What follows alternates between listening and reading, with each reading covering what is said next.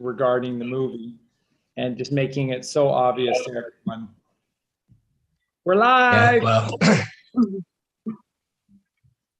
Hi. Hey, everybody. Hello, everyone. Good to see you. I can't actually see anybody, but I know. I just had to quickly mute that because YouTube no longer allows you to mute ahead of time. It always forces that awkward situation where, yeah, okay, now you can see everybody. yeah. Hi, everyone. Welcome to the show. And let me offer everyone a warm welcome. A warm welcome to the show. No Eugene yesterday. Yeah, he's coming. Oh, good. Can't do without him. Oh, he's running a little bit behind. He's probably eating something. Yes. Yes. A little Chianti and some fava beans. No, he loves his fava beans. His lentils. He's been going on about his lentils. Well, these lentils are the size of condominiums, so don't let him kid you too much about the lentil part. They're fava beans. Yeah, he's looking at a new recipe. I think he was excited about it, but Yeah. He hasn't made it yet. Yeah, if Colleen and I look at anything as solid as a carrot, our body starts to rebel just by looking at it. So these really, really dense, solid foods, they just have our bodies do not like them at all. It's interesting, isn't it? Just a quick little cap off. When you do eat these really denser foods, that when you're juice fasting and you're feasting on fruit and things like this, your body is just so light. And I couldn't feel my body very much. Like you can lay in bed and you don't get the aches and pains in your lower back and things like that. But I have to say that when you do dip into the material food, the denser foods, I've been feeling that heaviness and that soreness, and it's just absolutely, how many times do you have to dip into that before you really get it in your mind that it's those. It's amazing how sensitive you become to Yes. everything, isn't it? Because I was living for months on just fruit and a few oats, and if I had anything else at all, it instantly hit me, and it was awful. Sometimes it was like agony. That's how bad I think. How did I manage to get to my age, very old, without realizing that before? So let me just interject for a second, just reiterate, and then you guys continue going on about it. Is this? Just remember, that's how healthy and powerful we are. And the biggest clue that we're meant to live for a very, very long time, and eventually forever if you do the work. But the fact that what we see with people growing old, you're not seeing, I need to stress this again and again, you're not seeing people growing old. You're seeing people being poisoned to death.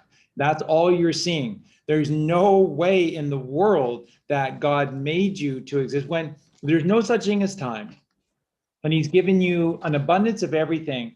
Why is it about 66, 65, 63, 58? It just keeps going down. But I'm sure that's just on God, not the Cabal or anything. Well, I keep going on about being old, but it's just I don't know. It's just a phrase. It takes a while to stop using these phrases, doesn't it, as well? But everybody else I know, I'm not. I've got a long way to go yet before I'm completely detoxified and everything. A long way, but everybody my age looks a lot older than I do. I'm in my 60s. And yeah, you look amazing. You look amazing.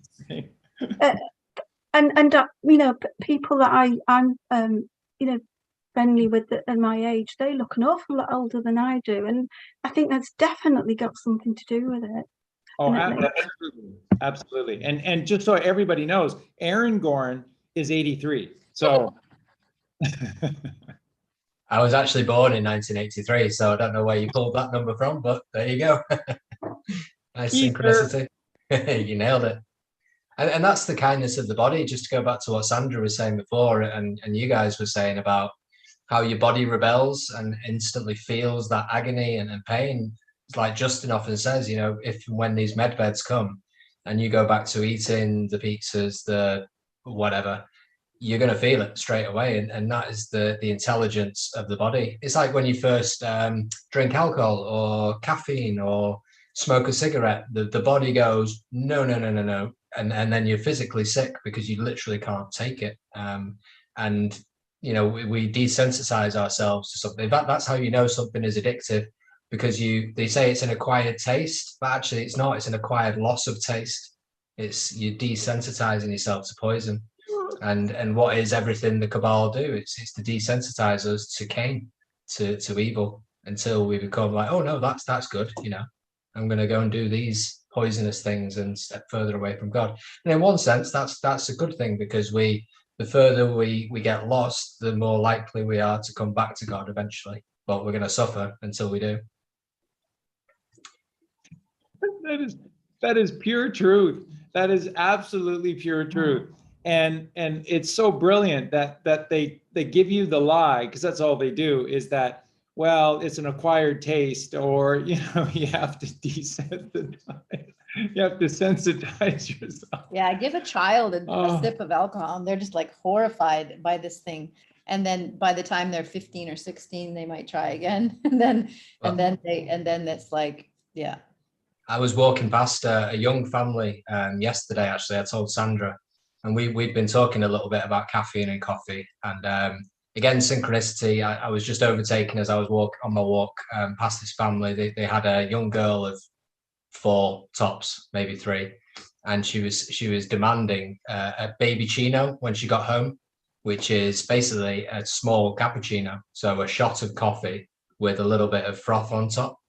And I was just like, what? They're going to give basically a baby, a toddler, caffeine at the age of 3. Now, whether it wasn't actually a shot of coffee, and maybe it was a bit of hot chocolate with froth on top, like mummy and daddy drink, but it's still, even if the best case scenario, they're still getting that caffeine. Caffeine is what mummy and dad do to get us through the day, and it's pure evil. It's pure addiction. It's pure slavery. In fact, caffeine and alcohol are the 2 slave drugs.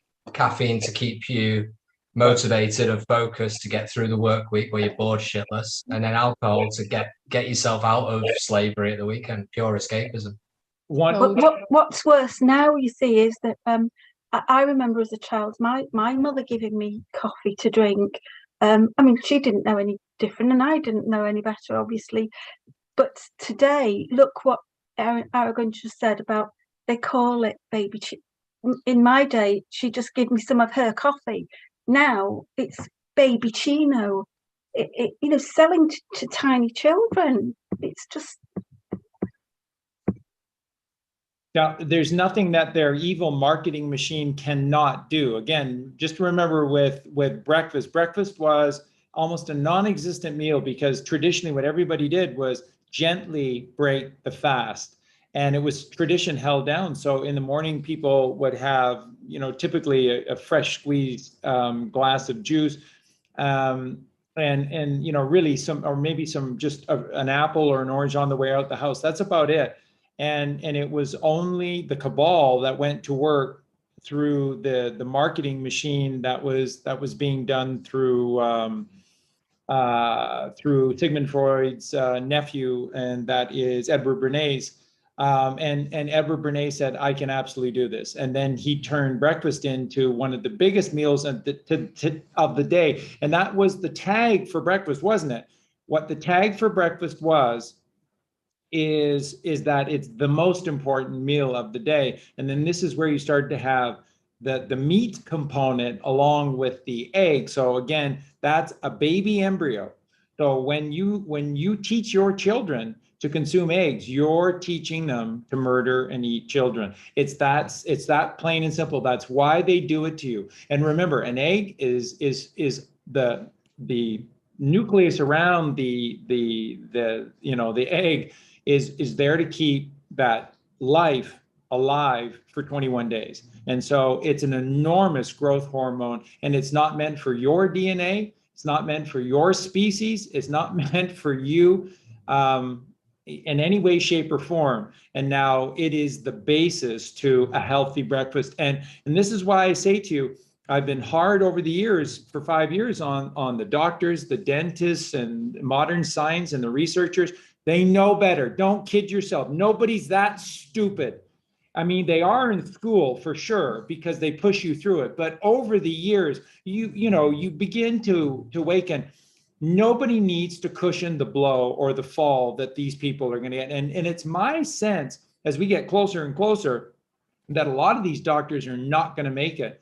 I think that a lot of these doctors, that they hold so much hidden truth from us, and they cause so much death and suffering. I think a lot of them are going to die. I think an enormous amount of doctors are going to be taken out, because they've just become pure evil. When you hide the truth, you are as despicable as it gets. And it's really that simple. Nature's Simplicity Revealed just says, Facebook did a fact check saying apples do not give you more energy than coffee. Why would you even look into the subject? That's so true, right? I mean, Facebook is just at this point just pure. You know what you're saying then about doctors and scientists and teachers and things. One of the things that I was going to add on to my notes at the last minute, I've not added them on because my notes are typed out now, and this was just a scribble add on, just before we came on. It was because I've mentioned in my notes about a few songs, modern songs from the early 70s, and there's one from 1969. This is the add-on bit. It's the Beatles, and I've mentioned this before actually in an early, it might have even been the first show, Maxwell's Silver Hammer. Now, the reason I was going to add it onto here is because I've done a lot of notes about Thorin and hammers and things, but I'll come to that later. But Thor's hammer, Thorin, was made of silver, and if you have a look at the lyrics of Maxwell's Silver Hammer, he basically kills the parody scientist, the pataphysical scientist. Then he goes and kills the teacher, the education person, and then he goes and kills the judge. So he's got the science, the education, the hammer is coming down on them, and so that song I think is about the hammer coming down on these people who have pushed all that. And then of course you get the connection, the Maxwell connection, and I'm not just talking about Ghislaine Maxwell, because I did mention to Colleen and Aragon about I have this theory that it's actually Jeffrey Epstein and Ghislaine Maxwell that have been put into place years ago to play, to act the role of the bad guys in order to help bring them down, the evil people down. Yeah. And not just them, but Robert Maxwell as well. Now, he was so vilified in the press. They said he stole the pension funds and everything to keep his company afloat. But when somebody gets that smeared in the press, we know now it's probably the opposite. And it's not even probably. That those that are, and remember, when you look into Robert Maxwell and his connection with the Cabal, and the connection through MI5, MI6, and Tavistock, it's so profound that they would never drag his name through the mud if he was truly one of them, because you don't want to raise any attention to his name. Just let him fly under the radar. They control the media, so it's not an accidental thing, it's a purposeful thing. And those that get tried and attacked within the media are on the wrong side of this, because especially for someone like Robert Maxwell that's tied to so many bad things. So this is mind control, just really, really, really, really bad things. You don't want to cast a single ray of light on his name at all, not one. There's a journalist who wrote a book about him, and he actually questioned the things that the press had said about him, because he looked into his background and found that there was so much good about him, and so few of the things that the press had accused him of were actually true. So, you know, and even people who said that they liked him and respected him before he died, all of a sudden he was this bad guy because he was, you know, basically used as a pawn. Yeah, and a quick point to bring up to everyone, and maybe just think about this for a second. We can talk about it now or even later in the show. But if you remember back to, I think it was 78. I think it was about 78. But you remember when the Sgt. Pepper's movie came out, and then the album for the movie, and that in the movie they used the various bands that did the music for the movie, and that was predominant. I mean, key roles played by the Bee Gees, including Andy Gibb, and then Maurice White and Earth, Wind and Fire, and Peter Frampton. And the thing that is strikingly odd is that, one, it's considered one of the worst movies ever. It got just destroyed coming out of by the critics when it came out, and it went just absolutely nowhere. And in fact, it was a real career dehibitor to all of those bands. Their careers all went downhill from being associated with that movie. That's interesting, isn't it? It is very interesting. So what do we know about Peter Frampton? Never wrote a song that wasn't teaching you, telling you about the highest truth. And Peter Frampton had a massive adoration for Jesus Christ in his music. And Earth, Wind and Fire, Papa White, Maurice White, he wrote the highest alchemical songs. I mean, the highest, most brilliant alchemical songs about God and God's creation. And then you know the Bee Gees. And then you know the story of Andy Gibb, who didn't last very long after this and died under mysterious circumstances. And I'm pretty sure, didn't Andy Gibb die at 27? Wasn't he part of the 27 Club as well? So then you start to take a hard look at the movie itself, and you know, they brought Maxwell to life. And it tweaked me because somebody in the notes, Melanie in the notes was saying that Steve Martin, and that it just tweaked me back to all of this. So thank you so much, Melanie.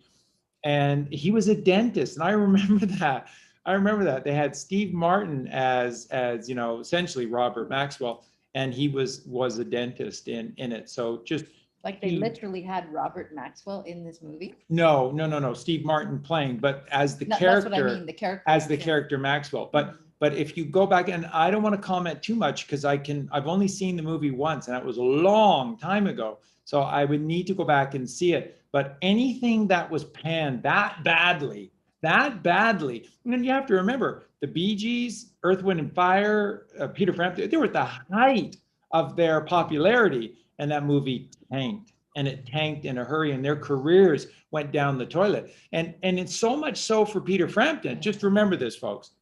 Frampton, who was writing all of these perfect little songs about God and Jesus on his albums, was a great player. He had just incredible bands, and his touring band was absolutely amazing because he got the best players in the world to play with him because they respected his musicianship so much. And I think they also knew what he was writing about. Peter Frampton went from relative anonymity. He had 5 albums before Frampton Comes Alive, and they were great albums, but nobody cast a light on his music. So he was always an opening band for everybody else because he never grew, never really found a big following.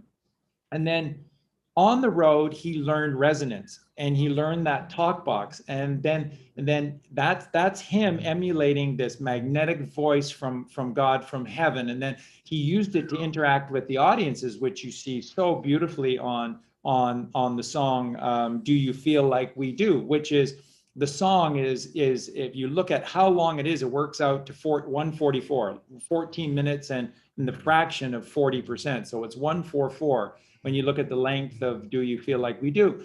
And what he's saying in the song is that I am one of the chosen 144,000.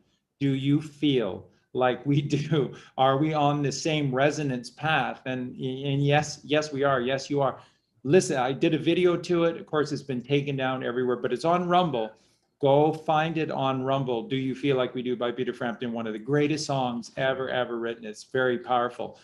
And after Frampton had Frampton Comes Alive, it's one of the biggest selling albums of all time. I think it's still the biggest selling live album of all time. And then as a result of the album I'm in You, which is powerfully about Jesus Christ and the book of John, and the analogy of, God is within Jesus, Jesus within God, and Jesus is within us. And that album, and then his tying into the movie, Maxwell, what was the movie called again? Sergeant Pepper's. Sergeant Pepper's, yeah. Sergeant Pepper's Lonely Hearts Club Band was the name of the movie. And then his career just tanked again.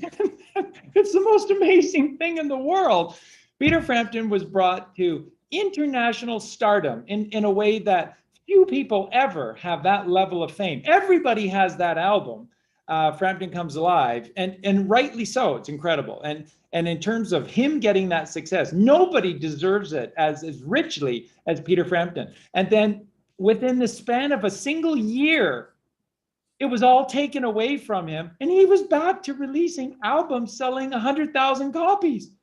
How does that happen? How does that happen if it isn't artificial? And so bang, bang, here comes Maxwell's silver hammer right down on your fucking heads, all of you assholes that just do all of this evil. And I want everyone listening in this show to hear this and to know this.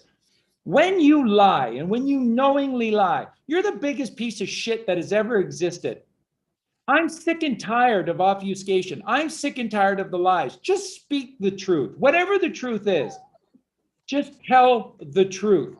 That's been the biggest single thing that has bugged me the most about everything for Colleen and I. There was no truth anywhere, and we have to find it for ourselves.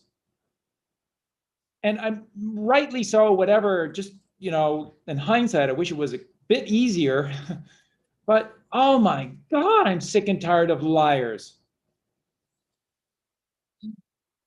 That's why the Cabal makes being a degenerate look sophisticated with these doctors and these university professors and these judges who are really just, operators of death. I don't know what else to say. I don't know.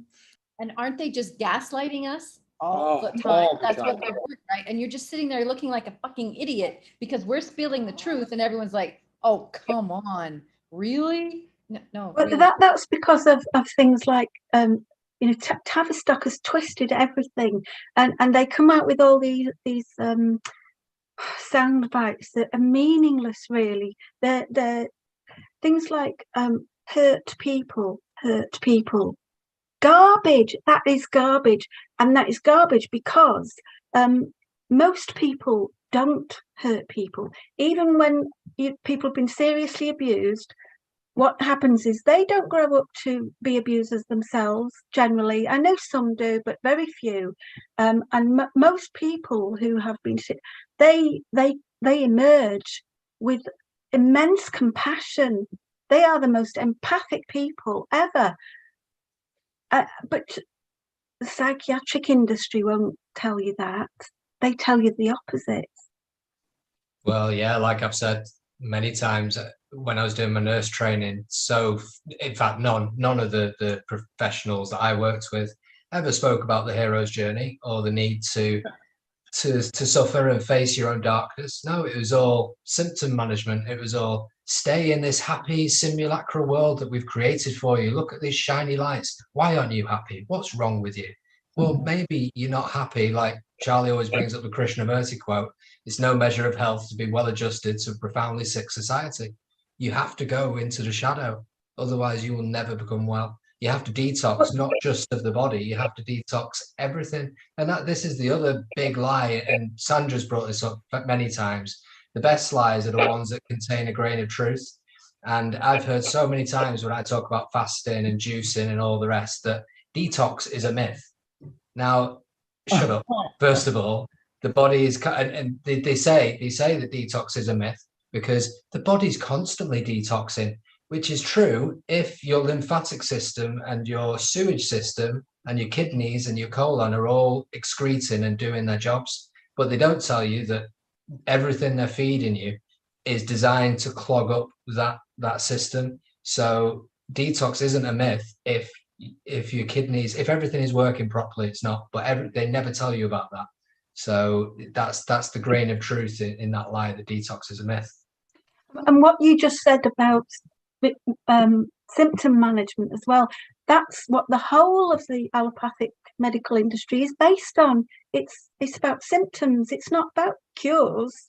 They could, we could all cure ourselves if we really want to, but all they do is manage symptoms and make vast obscene profits from doing so, and keep people under their thumb at the same time. And kill us at the same time while they're doing it. It's all about sweeping it under the rug, isn't it? It's all about one big cover up, whether it's the fact that if your kidneys are clogged, you're dead, or whether it's censoring the truth. Because really what they're pushing is being a victim, right? It's saying, oh, don't face how things actually are. Have this, this split, this neuroses that, you want it to be a certain way, but it's not really that way. And this is the whole LGBTZ, YX, nothing against those people, but they're so stuck on an identity, Why? Because they want to censor truth and they want to hide behind an identity, right? Or a label or a mask. Yeah, exactly. And you know what making victims of people does as well? It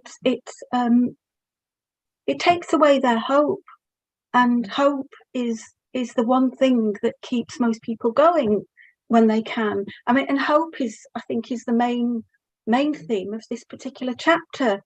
And it's all, the Lakes people, they were in dire straits, apart from the master who was, we'll talk about him later, but who were, feasting when everybody was hungry. But what kept them going was hope. And even with the dwarves and things, hope kept them going to an extent as well as their, their belief in themselves and so on. And that's where the music and the songs and things come in, why they're always singing, and why the elves are singing as well, because music and singing, it relieves endorphins and it puts back that hope. Beautiful. This is learned helplessness in a card. This is mystification is the technical term for it. We're bound up, but we're not actually held by anything apart from our own left brain. Her legs are free. She could walk anywhere she wants. She's not fenced in by these swords, these thoughts. She can free herself from that, but the whole of society is telling her that she needs to feel trapped and that she can't do anything. So it's Evie from V for Vendetta, huh? Well, it's just like when the other week when I mentioned about the elephants being chained to chained to a pole or something. You smash that chain and the elephant stays there because he doesn't realize he's free. Most people, they don't realize that if they want their freedom, all they've got to do is stand up and say so, and they're free. Stop consenting to all the nonsense. And the sad reality is that most people literally don't want their freedom. They want their religious club to keep lying to them and to keep protecting them with these words that are lies, that says God loves you and all I have to do, I don't have to do anything else but give money. And then people look at this and they go, I feel so sorry for these people losing all of their money. And yeah, you need to realize that they love that deal. There's a part of them that absolutely knows what's going on, but they love that deal because it doesn't force them to change. They don't have to do anything to change at all. They can continue sinning, and God loves them because they're giving money to a crass, religious figure. So people love to gamble. People love gambling, and because they don't know that God exists, they're hoping that God exists. They're paying money on the off chance that it might be true, instead of finding out for themselves. Well, it's a lottery, huh? Their tithing is a lottery. That's right. That's exactly right, Eugene. Both of you. And one of the greatest albums ever released. It's one of Colleen and my favorites. It's the Alan Parsons Project, The Turn of a Friendly Card. It is. And the backside of that album is a suite, and it is so sweet. And it is the absolute truth, which is that when your whole world depends on the turn of a friendly card, nothing will ever change for you. You're a victim. When your whole world depends. In that system, that's exactly what we're all waiting for, is the turn of a friendly card. Because if not, we're toast, right? I mean, most people are like a month away from losing their house, and most people are, it's just like we're waiting for that friendly card turn, and it's disgusting, and that system needs to go. It's just so vampiric. Ugh. Do you know who are the worst people for that?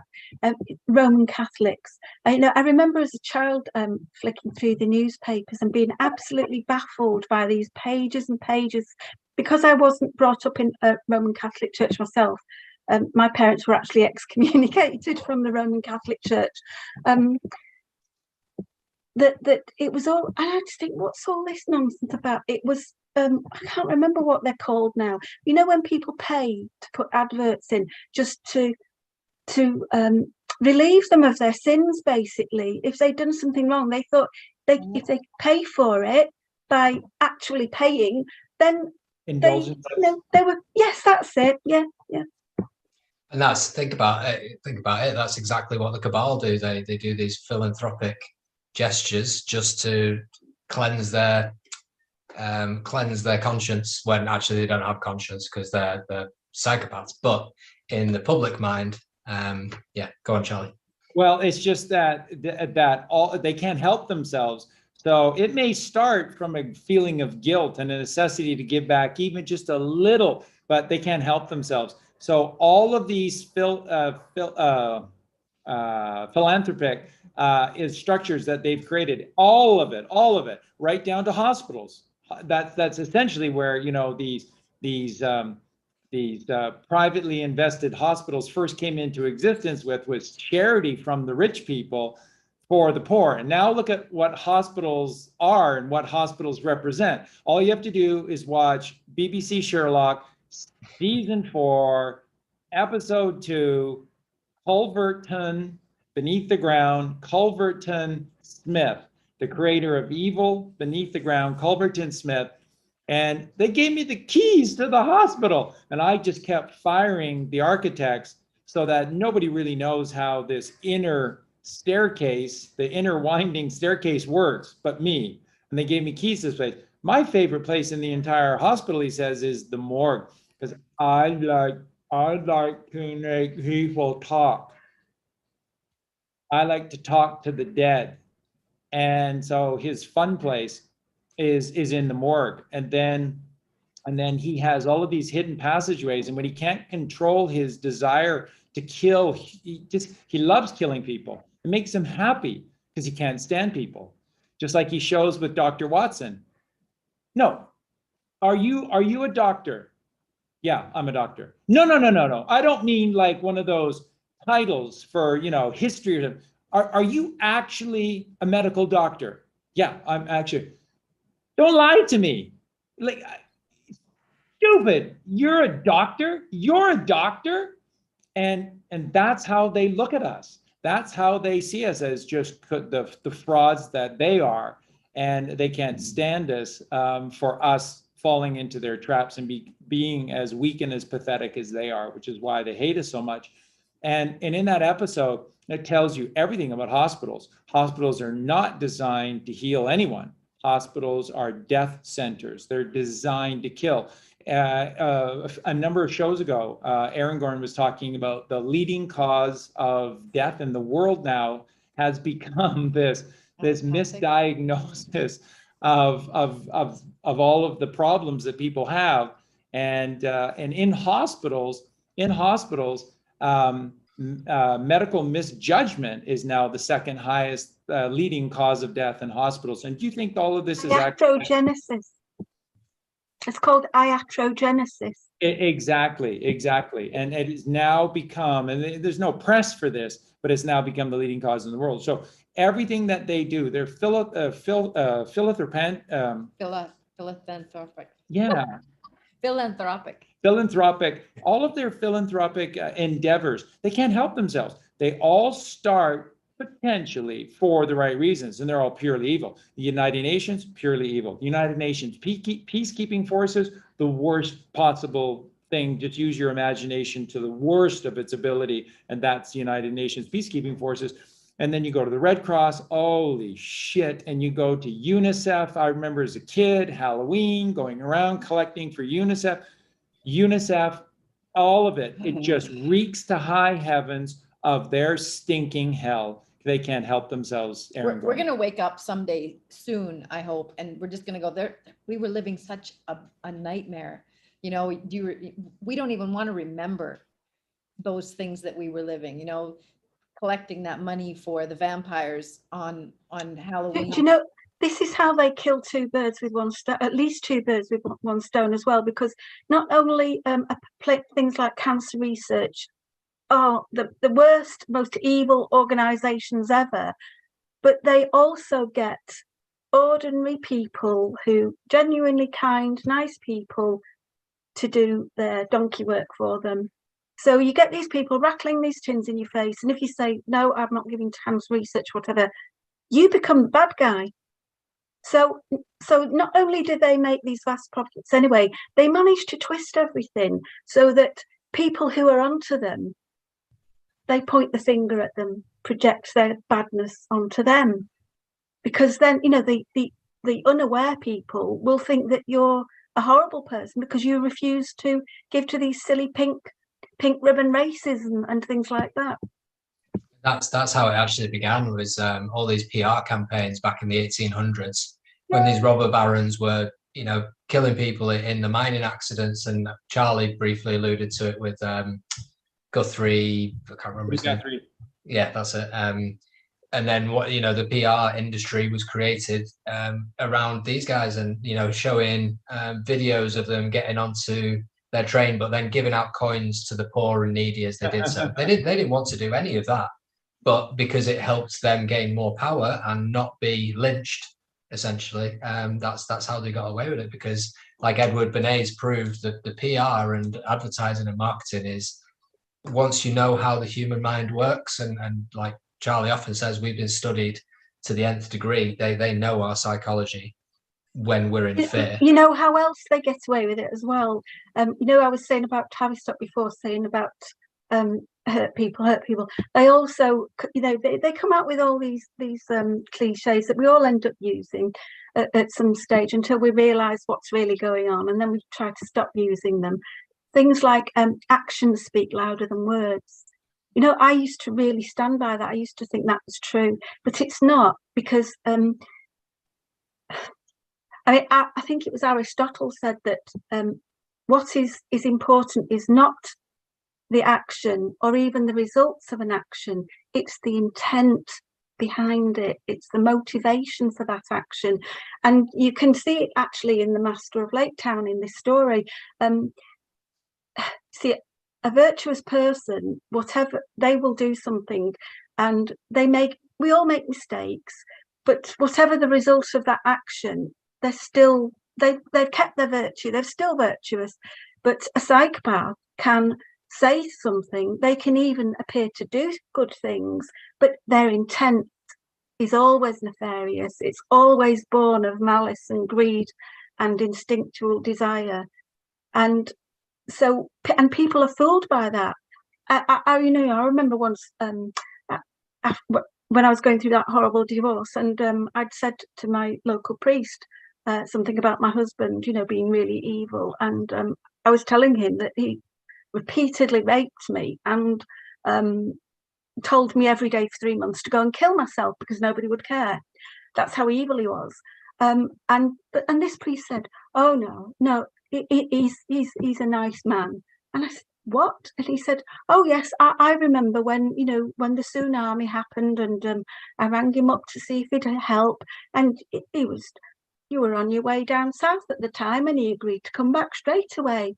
And I thought, can you not see why he did that? It was all about his image. It wasn't about there was no good intentions there. He just wanted to be seen to be good, but he wasn't.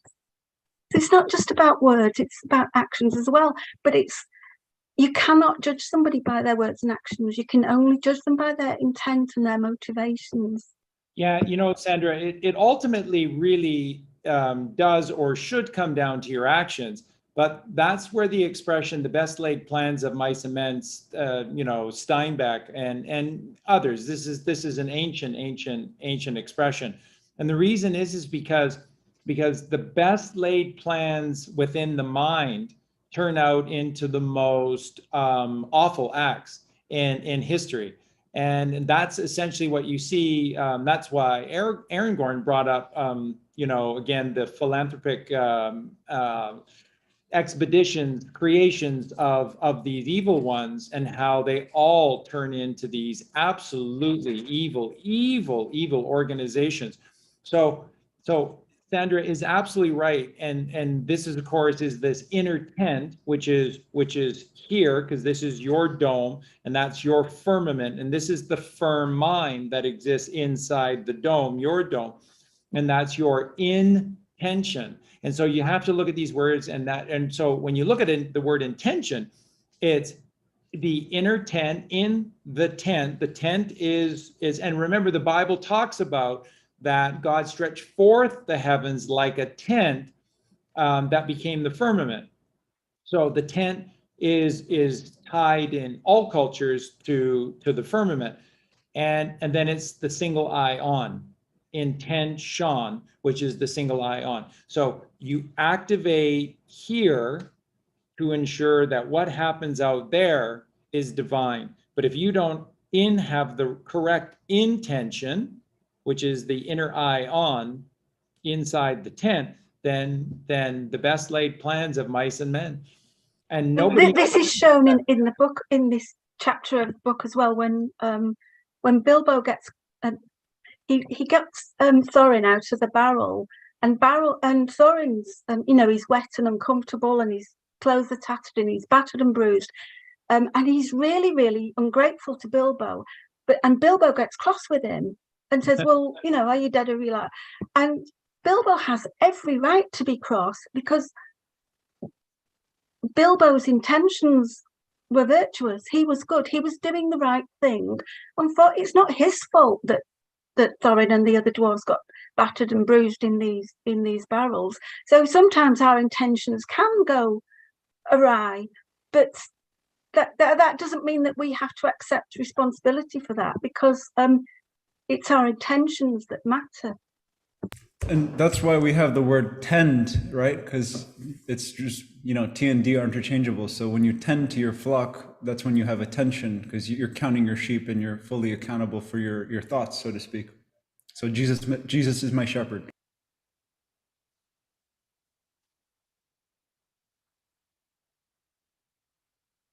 Beautiful. Yeah, just wanted to say, just to carry on from what Sandra was saying about them, the dwarves not being able to thank the rescuer Bilbo.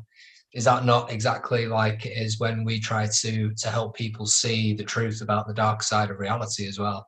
There's no thanks, they're famished, the dwarves, when they come out, because they've had no access to truth. They look like savage dogs, Tolkien says. When we first wake up out of the matrix, we're the opposite of godly, because we've lived in an upside down world. So we look like dogs, opposite of God. I love dogs, so there's no slight against dogs at all. And then when Bilbo asks, well, are you alive or are you dead? Are you still in prison of the mind, or are you free? Again, that's what we say to people when we're first introducing them to maritime law and corpse surrogate law. We're asking you, are you a living man or a woman, or are you this zombie that the state wants you to be? So Bilbo's reminding the dwarves that, no, you're Thorin Oakenshield, you are sovereign, you are the king. And then Thorin says, I wish Bilbo could have arranged a more comfortable journey. But when you're inverted already, when you're born into an upside down world, getting righted is never going to be comfortable. It's like Adyashanti says, one of my favorite spiritual teacher dudes, enlightenment is a destructive process. It's about removing everything that's false, and then what you're left with is the truth. So that's not going to be comfortable. It's a fire that has to burn everything. Over to you guys. Brilliant. Also, Oh, sorry, go ahead, Eugene. no, I was just going to add to your tent thing, because 10 literally comes back to stretch when you do the etymology, and 10 backwards is net. So I wonder why you stretch the net. Yeah, because that is the magnetic firmament, the magnet. That is, it's brilliant. This stuff is so beyond all of us. It's brilliant. So when people make jokes about the Bible, that is a sacrilege, because you don't know how to read or write. You know Rockefeller English, and that has nothing to do with God, nothing to do with the truth, nothing to do with the Bible. And that's what gets you into trouble. And if you're not prepared to do the work, which is etymology, knowing the true root of your language, which anyone can do, very few people seem interested in doing it, then you're a victim, and you need look no further than yourself. So when you go back to the dwarves, Tolkien points this out everywhere. When Gandalf saves them from the orcs, when they're going down to Goblin Town, which is the Muladhara root chakra, and Gandalf is none too happy when the dwarves don't like his method of freeing them from the clutches of the great goblin. And Gandalf says, "You don't like it? I'll put you back. I'll put you back in the mountain if you don't like it." He's grumbling at them as well. But there's no thanks from the dwarves to Gandalf. It's couldn't you helped us avoid all of this? Couldn't you have done something better, faster? And then when when the eagles saved them, they're all bitching, moaning, complaining about being in eagle's claws, and they could be dropped, and they're up so high, and they get put on a mountaintop, and what are we supposed to do now? Bitching, moaning, complaining every single stretch of the way. And then with Bjorn's house and all the kindness through Bjorn and the animals, there's not a lot that the dwarves like about Bjorn's house, so much so that they were willing to renege on their promise to Bjorn and take the ponies into the forest with them. And Gandalf's going, "Don't be a fool." Right, but as an allegory, the dwarves are in the lower chakras, right? They're in a lower frequency, so they're in the vat. But that's why they're under the mountain. Thorin was the king under the mountain. He wasn't the king of the mountain. That's right. And that's why they need Bilbo Baggins. Bilbo Baggins, 99 in Gematria, most high. Bilbo is that light that keeps the dwarves out of the darkness. So Bilbo is their best friend. He is their lucky number, because Bilbo is most high, which is why Bilbo, as we said on the show last week, that's why Bilbo never got into a barrel. He rode over the barrel, because he was in a position of overstanding, because Bilbo followed God's laws. And too often the dwarves fell victim to falling into orc laws or necromancer laws or Sauron's laws or laws of the jungle instead of God's laws. And that's because they fall all the time. When Bilbo saves them from the spider, bitching, moaning, complaining about that he couldn't do it sooner. They were grateful, and then when Bilbo saves them from the elves in the dungeon, bitching, moaning, complaining, every single step of the way, which, again, Tom Shadyac points out in Evan Almighty, the movie Evan Almighty, where Evan says at the end, "I fought you the entire way." It's great because Morgan Freeman looks away for a second. He goes, "Yes." Which is brilliant, right? Because yes, yeah, all of you do. Yes, but you did it. But you did it. That bit about the Most High and the Lonely Mountain. This was where I was going to just briefly mention the Nine Vale thing. But I've put that on the website because we can't, we won't have time. We go into that. We'll just talk about that and nothing else. I was wondering, you see, why the Lonely Mountain was called the Lonely Mountain, and it is because of that very few people even reach the foothills of the mountain, let alone climb it and reach. Some will get to the foothills, some will climb a certain way and not get any further, and very few people will reach the summit, and that's related to the Nine Vales thing, I think. But with Bilbo, because he represents. I think he represents you know, that, you know, when you're at school, when people are voting, you know, most likely to, if there was anybody most likely to reach the mountain, which Frodo did, he reached the top to get rid of the ring. It's Bilbo in The Hobbit, isn't it? It was Frodo in The Lord of the Rings. And you know, that whole bitching and moaning thing reminds me of just right now how everyone's like crying over how Putin is just the worst person, and really, you know, Gandalf, the Q team, is unhatching this master plan to just completely unroot all of the crap that's, you know, been going on. But everyone's like, oh my gosh, like this is just horrible, you know. Fantastic. Do you know Aragon keeps sending these really funny memes around about they're so funny. But I was saying to him as well that years ago I used to be in a pub quiz, and I think it was in about 2011, most of them stopped speaking to me when I said Putin was a good guy, because they're, what? Are you stupid? But I don't even know why I said that, really. It was just something I instinctively felt inside. But I started my notes off with an analogy about Russia, actually, and it comes from the little bit in the chapter that refers to the stars of the wane were already twinkling. So from there, I got the 7 stars of the wane, like the Ursa Major, is known as the bear, or the plough, or the Big Dipper. The wane was put in the sky by Varda, according to Tolkien, in Middle Earth, to warn off Melkor and his cronies. The wane stars were in the shape of a sickle. So it occurred to me that although the Russian flag is white, blue, and red, the Soviet Union flag had a sickle on it, plus a hammer. And Ursa Major means Great Bear, and Great Bear is a reference to Russia. So this is where the story starts tying in, you know, with what's going on. And the word wane in ancient Norse means wagon, and Norse people called Ursa Major Odin's wagon or Odin's chariot. Now, Odin's son, bear with me here, please. Odin's son was Thor, the god most associated with a chariot. He also happens to wield a hammer, a silver hammer. Now, Thor, as we know, is part of Thorin's name.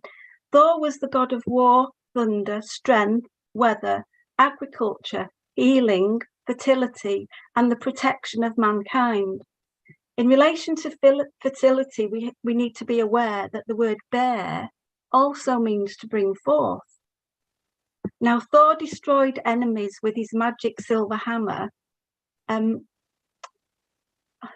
back to the Beatles there, he also chased away the frosts and brought instead gentle winds and warm spring rains to release the earth from its bondage of ice and snow. And in a way, that's kind of like, you know, what we're hoping will happen, that the nasty stuff will go away and the gentle stuff will come in and take over. Wow. And he was also the god of the common people, not of anybody else. And Odin's chariot was known also as Karl's wagon.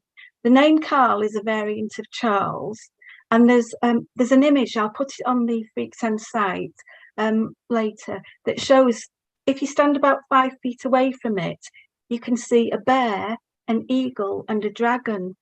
And that's been interpreted as the eagle representing the United States, the bear representing Russia, and the dragon is China. And according to Nostradamus, the bear and eagle prophecy is the prediction of World War III. It's all so fascinating. It's all connected and in every way back to it, and it's going around in circles, and it's like a web. Another Norse god or goddess associated with chariots was Freya.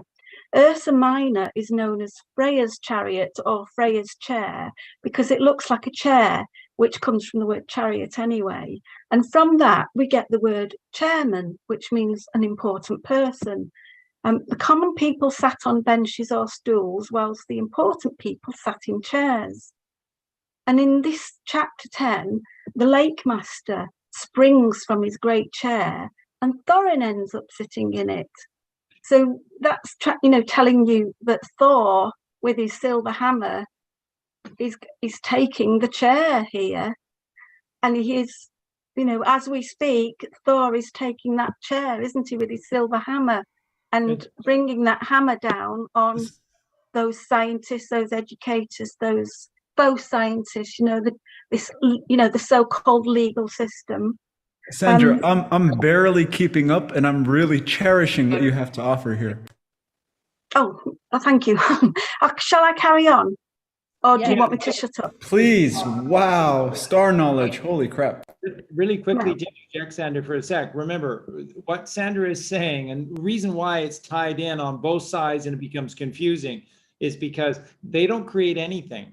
They're left brainers. Left brain is impossible in your left brain to be able to invent, create, co-create anything. You can. It only comes through the miracle of the 90% when you cast your net to the right. They're not artists. They're death agents. They're emissaries of death, which is what the left brain is. Facts, figures, and logic, no lore, legend, and magic. So what Sandra is saying is that's why it all connects, because there's one story, there's one truth. And if you're still on this bullshit bent that you've got your version of the truth and Charlie's got his version of the truth, I don't have a version of the truth at all. I'm wise enough to know I didn't know anything. And so what I came to know is God's truth. And that's all I teach. So I have no angle in this whatsoever other than the 360-degree angle of God and God's creation. It's his truth that I teach, not my truth. Charlie Freak doesn't have a truth other than it's God's truth. And we don't even need to try to add to it because it's already there. The story is there. We just have to uncover what that story is, and I'll come to that anyway. Bear is connected to the Arctic, which is the polar opposite of Antarctic, of course, and Arctos is Greek for bear. The word Arctic is also related to a very bright star near the way known as Arcturus. Yeah. Arcturus is also mentioned twice in the King James Version of the Book of Job, and translated in other versions of the Bible to bear. I can put what those particular chapters and verses are on the website if you like, or I can tell you now. It's up to you. But anyway, oh yes, well, I'll just say one of them. No, I'll tell you them both. The Book of Job 9, chapter 9, verse 9 in King James Bible says, which maketh Arcturus, Orion, and Pleiades, and the chambers of the south. And the other chapter and verse 38-32 is, canst thou bring forth Mazzaroth in his season, or canst thou guard Arcturus with his sons? And Mazzaroth is the zodiac, it's the constellations. But Christians have always been taught that to study astrology is wrong. That, you're told not to, it's bad, bad, astrology is bad, it's all made up, it's all, it's just people trying to make money out of you. Because it's acting against, it's a warning against Melkor, so of course they tell you not to look at it, because it's saying who they are. And they took the church says that astrology is frowned upon by God. Sorry, Colleen. I'm just saying that, and they took those books out of the Bible. So when we find out which books go back into the Bible, we'll be discovering all sorts of astrology. Yes, well, that's also mentioned in Enoch as well, the Arcturus. So Arcturus or Arcturus can also be broken down into two words, ark and uros. Of course, ark could mean one or more of several things. One, Noah's Ark, which protected the chosen from the floods. Wait, is that why the Russians? Is that why the Russians go "Oorah"? Could be. Yeah, I'll have to look that one up. The second one is the Ark of the Covenant, which is the relic supposedly containing Moses' 10 Commandments on the 2 tablets. And the lid of the Ark of the Covenant is known as the mercy seat. I'll tell you why that's important in a minute. The the Tolkien Arkenstone mentioned in this book, I started to look at the etymology and the meaning of that some time ago, and I did actually send Charlie a sheet of my notes on the Arkenstone, and I've lost it now, but I'm sure I'll find it again. But I think that's for another show as well, because there's so much there. The name, the second part of the name Arcturus is the Greek word uros, which means watcher or guardian. And at this point, I would suggest that people go and read the words. I'll put it all on the website as well. Go and read the words of the following song lyrics, the poem and the science fiction novel that I'm going to mention now. There's the lyrics of a 1972 song called Watcher of the Skies. That was by the early lineup of the band Genesis. Peter Gabriel sang Watcher of the Skies dressed as an alien with a bat-wing head and a cape. Now, the title of that song, Watcher of the Skies, was actually inspired by an 1817 poem by John Keats. The poem is called On First Looking into Chapman's Homer. This poem also mentions the word bards, as well as the phrase Watcher of the Skies.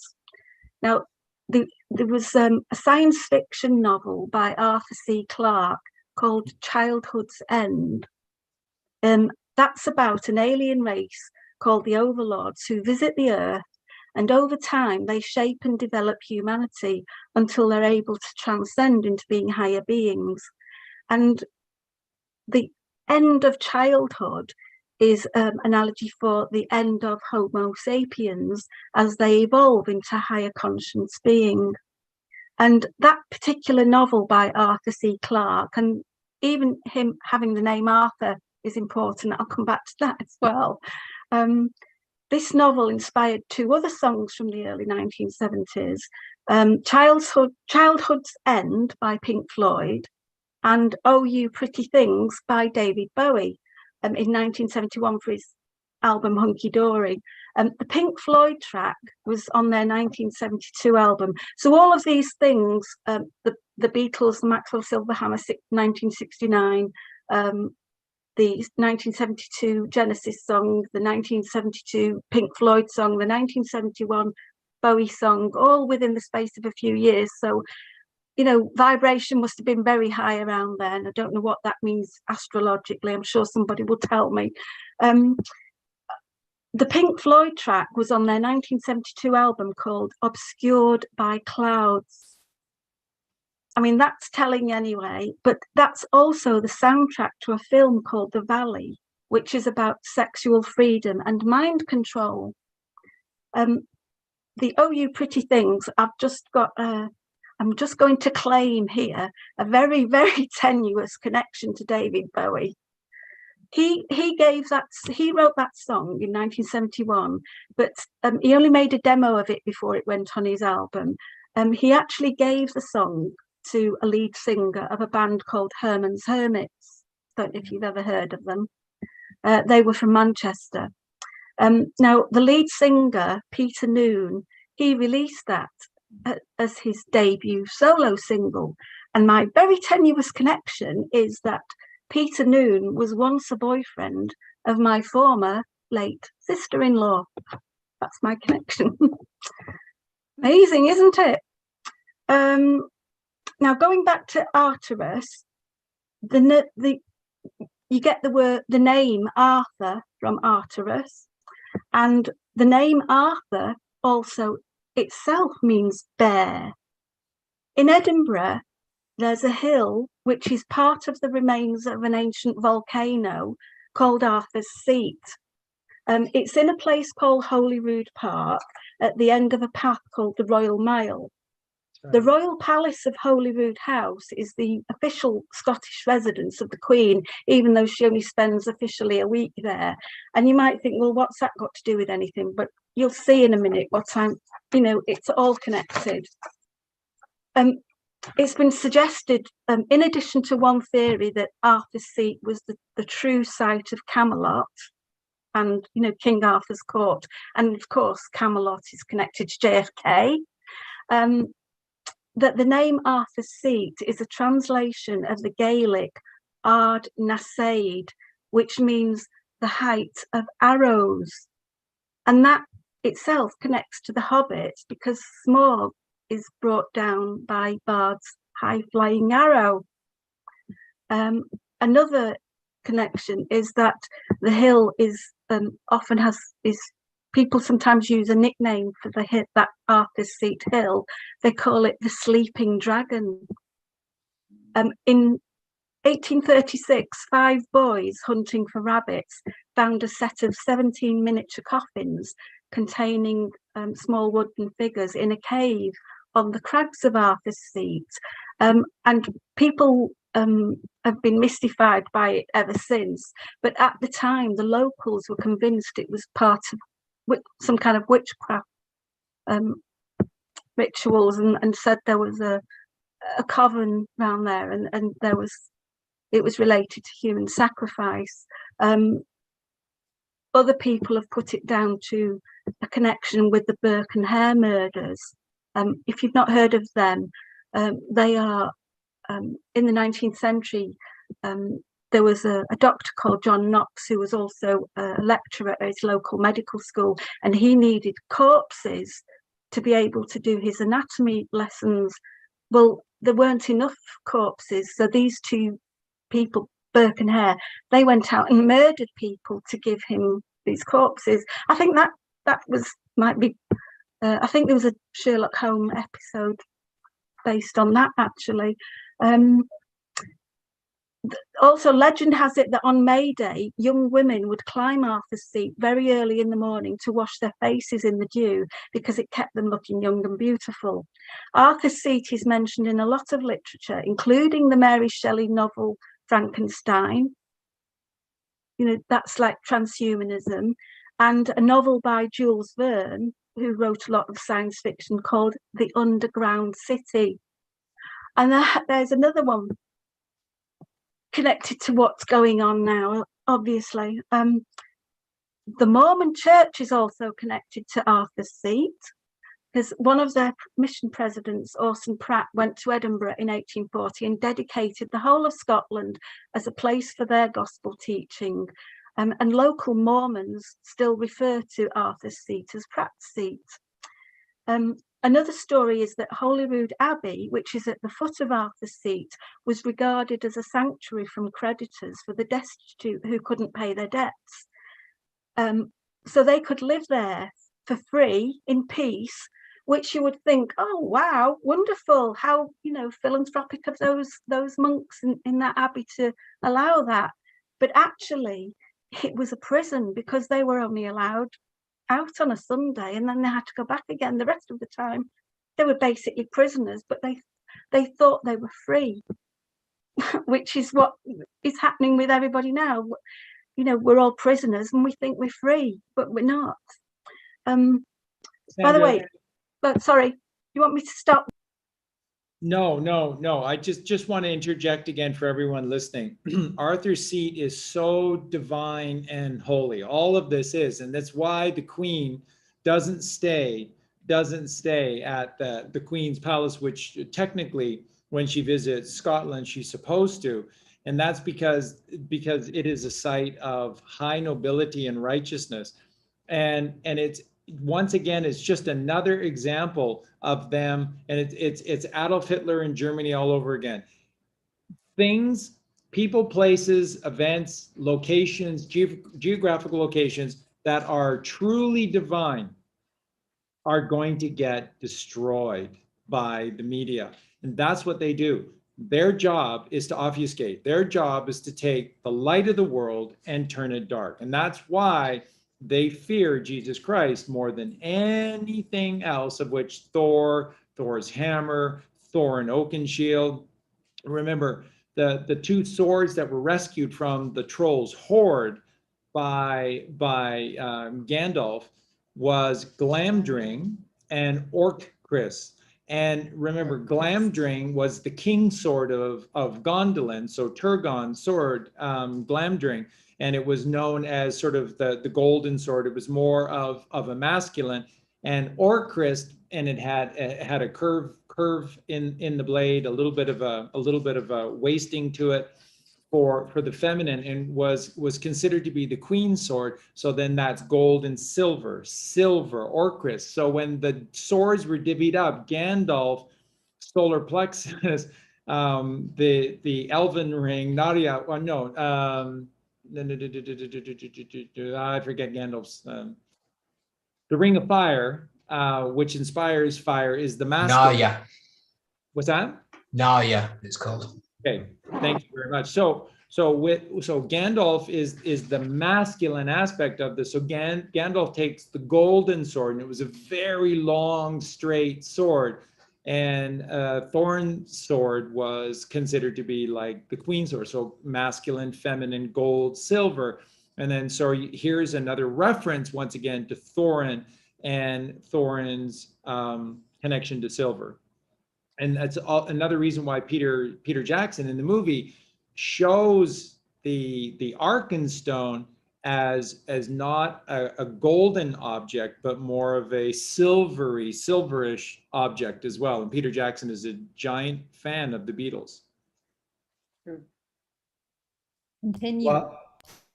Wow, Sandra, your explanation so far, I'm trying to gather my broken brain from being mind blown so severely. Like, wow, this is crazy. Please continue.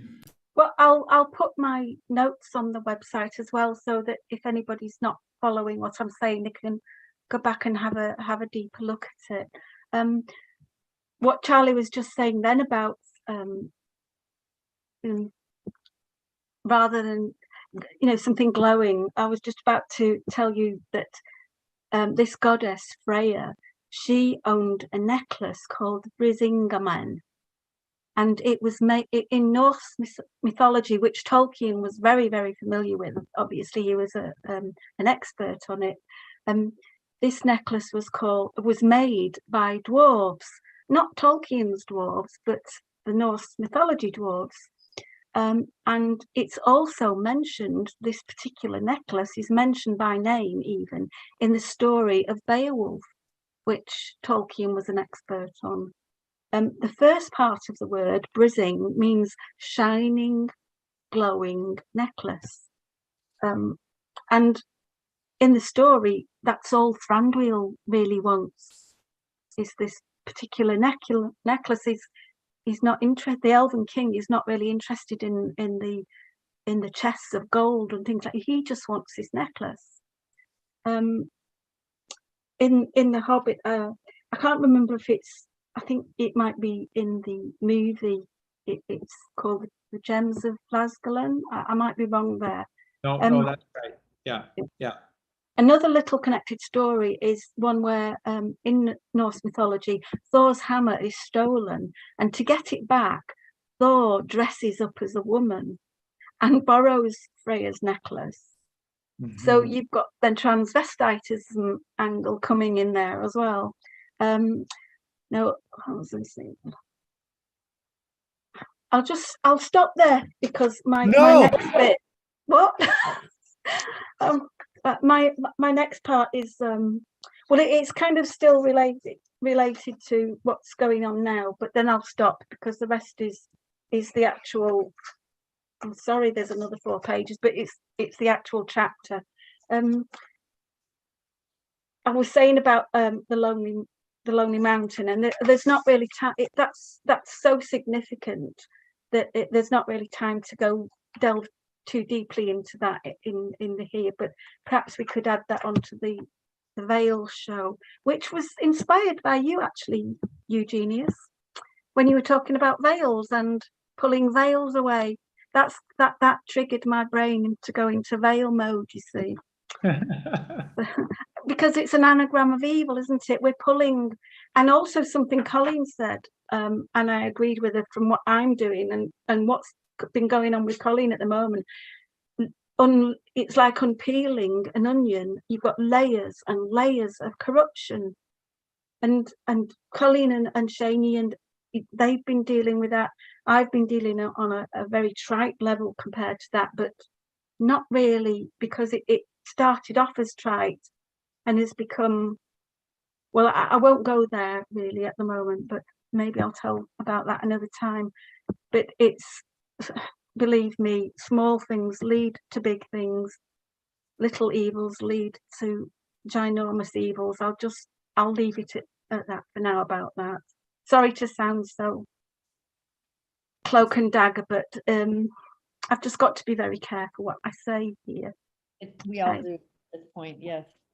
So we'll come back to the Lonely Mountain again. Just before I finish, because I think I've said enough here. I put down here, and I can't remember why I brought it. Maybe it's because of the Lonely Mountain thing and thinking about evil. When Socrates asked the people of Athens, "Are you not ashamed of heaping up the greatest amount of money and honor and reputation and caring so little about wisdom and truth and the greatest improvement of the soul, which you never regard or heed at all?" He could have been addressing the Canaanites or psychopaths in general, couldn't he? And that wasn't just a one-off. I mean, it was to do with the story as well, because there are people in this, you know, in the Hobbit who care little, but for money and honor, and because we always tend to think of honor as being a good thing, but like many other things, it's a double-edged sword. It can be a double-edged sword, can't it? Honor can be good, and it can be used for bad as well. A bit like you were saying there about Charlie earlier about intentions, you know, the best laid intentions of mice and men.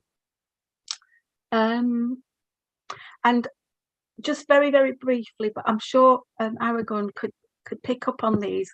A couple of quotes that I've just pulled out quickly from this chapter, which you can relate to what is going on today, are care of the banks, the river banks, but care of the banks.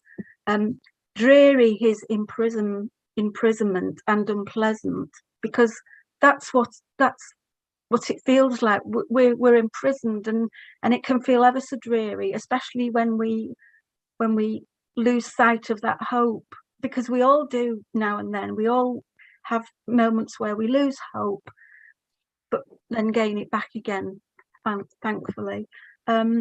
Great floods and rains, and I don't know, but I mean, I know it's the weather might be nice in Mexico, but we've had nothing but floods and rains here again.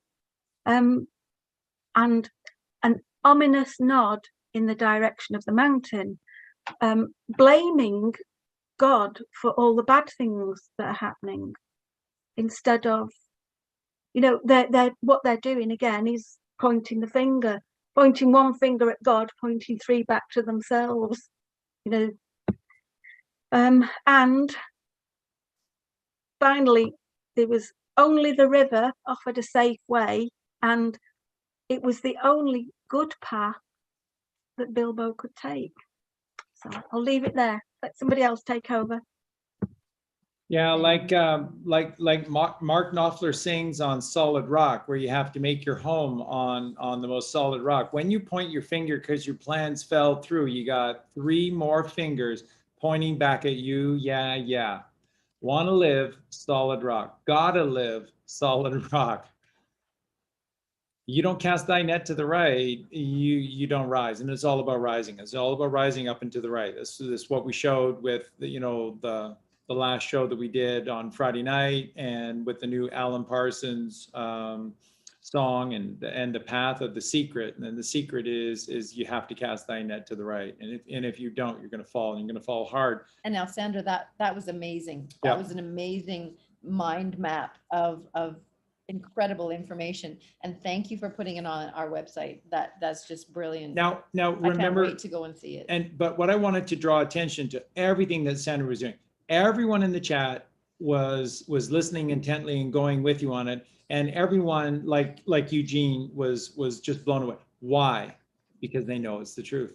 Why? Because it connects the dots and crosses the T's. It fits, it adds everything together. And God's truth is simple, it is flowing, and it always is homogeneous. It always leads to a unified, complete creation. So there are no stones left unturned with that truth. So every time Sandra made yet another turn, bringing us all the way up to, to Arthur's Path and Arthur's Mount in Scotland, every single twist and turn was easy for the listener to follow to, because again, this is the feminine uncoiling herself. This is the truth. The mother is the truth, and she's rising. And every time she makes these turns, we go with her because it's so easy to see. It's so easy to follow. That's how you know. And that's what everybody was saying in the chat, is blown away. It's amazing. I know what Sandra's saying, the truth, because that's what the truth is. The truth is so easy to listen to, so easy to follow, so easy to understand. And says it's very recognizable. Yeah, and lies are theories, and theories are complicated because they don't want you looking at it. Complication is their business because it creates doubt and it creates laziness, which is slothfulness, which has become the worst of the 7 deadly sins. You don't connect to what they teach because it's all a lie, but you tell yourself it's the truth, but you don't get it because you're stupid, and it only takes a few Einsteins of the world that can understand it, and thank God for them.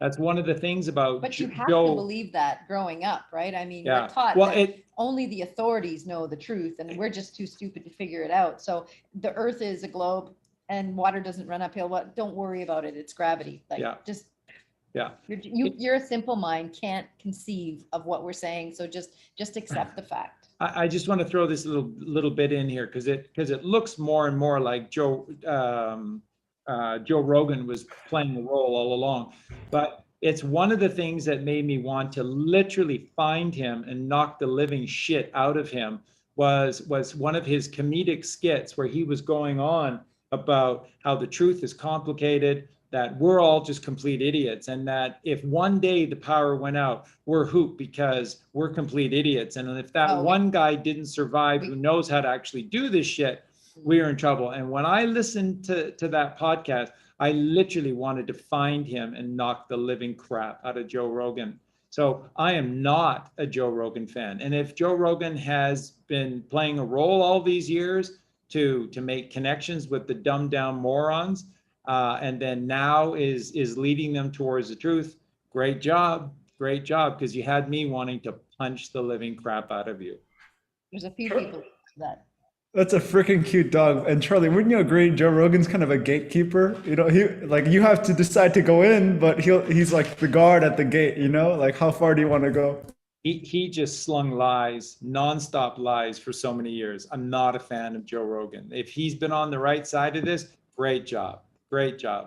Just want you to know I wanted to. It's hard to watch all that stuff about Joe Rogan recently when you know that he's just part of it. It really is. I know I said I wouldn't say anything else for a while, but just very, very briefly, you to get to the place where you start to see these things very easily, and the etymology, I see it everywhere now. I can't read a single word without seeing how it's broken down and so on, is to listen to the clear messages that are given to you along the way. And what I mean by that is, a couple of years ago, and Colleen might remember this, I was completely obsessed with mountains, obsessed. And I don't mean climbing them myself. I mean, I was obsessed with reading books about mountains and mountain climbers, and I actually, I loved reading. I was fascinated by it, but I didn't know where this obsession with the mountains came from, and I couldn't understand it really either. But I think it was very clear message to me that I needed to start thinking about climbing the mountain. You know what I mean? Anyway. Beside your sister. And really quickly to interject here, this is so true. Karina speaks out against evil in the chat. Karina just put in, where Peter Jackson filmed a lot of his passages of the perfection of New Zealand, and a lot of like she put in rocks and streams and mountain scenes and whatnot, were all done. And I believe, if I'm right, Karina, I believe that's on the Southern Island, right? And it's called, this area is called Arthur's Pass. And it's also the area where they showed, where they took the fellowship for the scene where they're climbing up to go over Caradhras, and then Frodo slips and falls, and the ring comes out, and Boromir picks up the ring, and Aragorn, with his hand on the hilt of his sword, says, "Boromir, give back the ring." Or not. That was also at a place called, that whole area known as Arthur's Pass. And Peter Jackson had a great affinity for taking a lot of his shots. So Karina, thank you, thank you, thank you. And Sandra, thank you, thank you, thank you. And that's the thing. Genius inspires genius, and truth inspires truth, and idiocy inspires idiocy. And that's why we become, it's contagious. That's why we become so dumbed down. Right, everyone, it's a frequency. So we're going to turn this thing around. We're going to turn this thing around. It'll come through the likes of Aragorn and Eugene and Sandra. It truly, truly, truly will, because genius is just as contagious as is stupidity. In fact, it's more so, because it spirals outwards at 1.618. And let me touch on the terminology Sandra was using. So Ursa comes from your sign, because it's your sine wave in the ether in A, right? And was it basically, that's talking about, I think, bear or something? She bear, it was saying. So that's very interesting. It said something about a female aspect of the bear. And then the pi comes to RTKO, but you can see in the word is arced if you use O in the front. So that's where we get the Arctic, and it's the same. So, and it's referencing the North Pole. It's funny, you're talking about climbing mountains. Well, Mount Zion is in the North Pole, so there's that. And then really, if you look at Arcturus, it's Arcturus. It's the arc of the Taurus. And then if we go to bear, and it's also like bear the pain, right? Atone for your sin. There's that kind of a bear.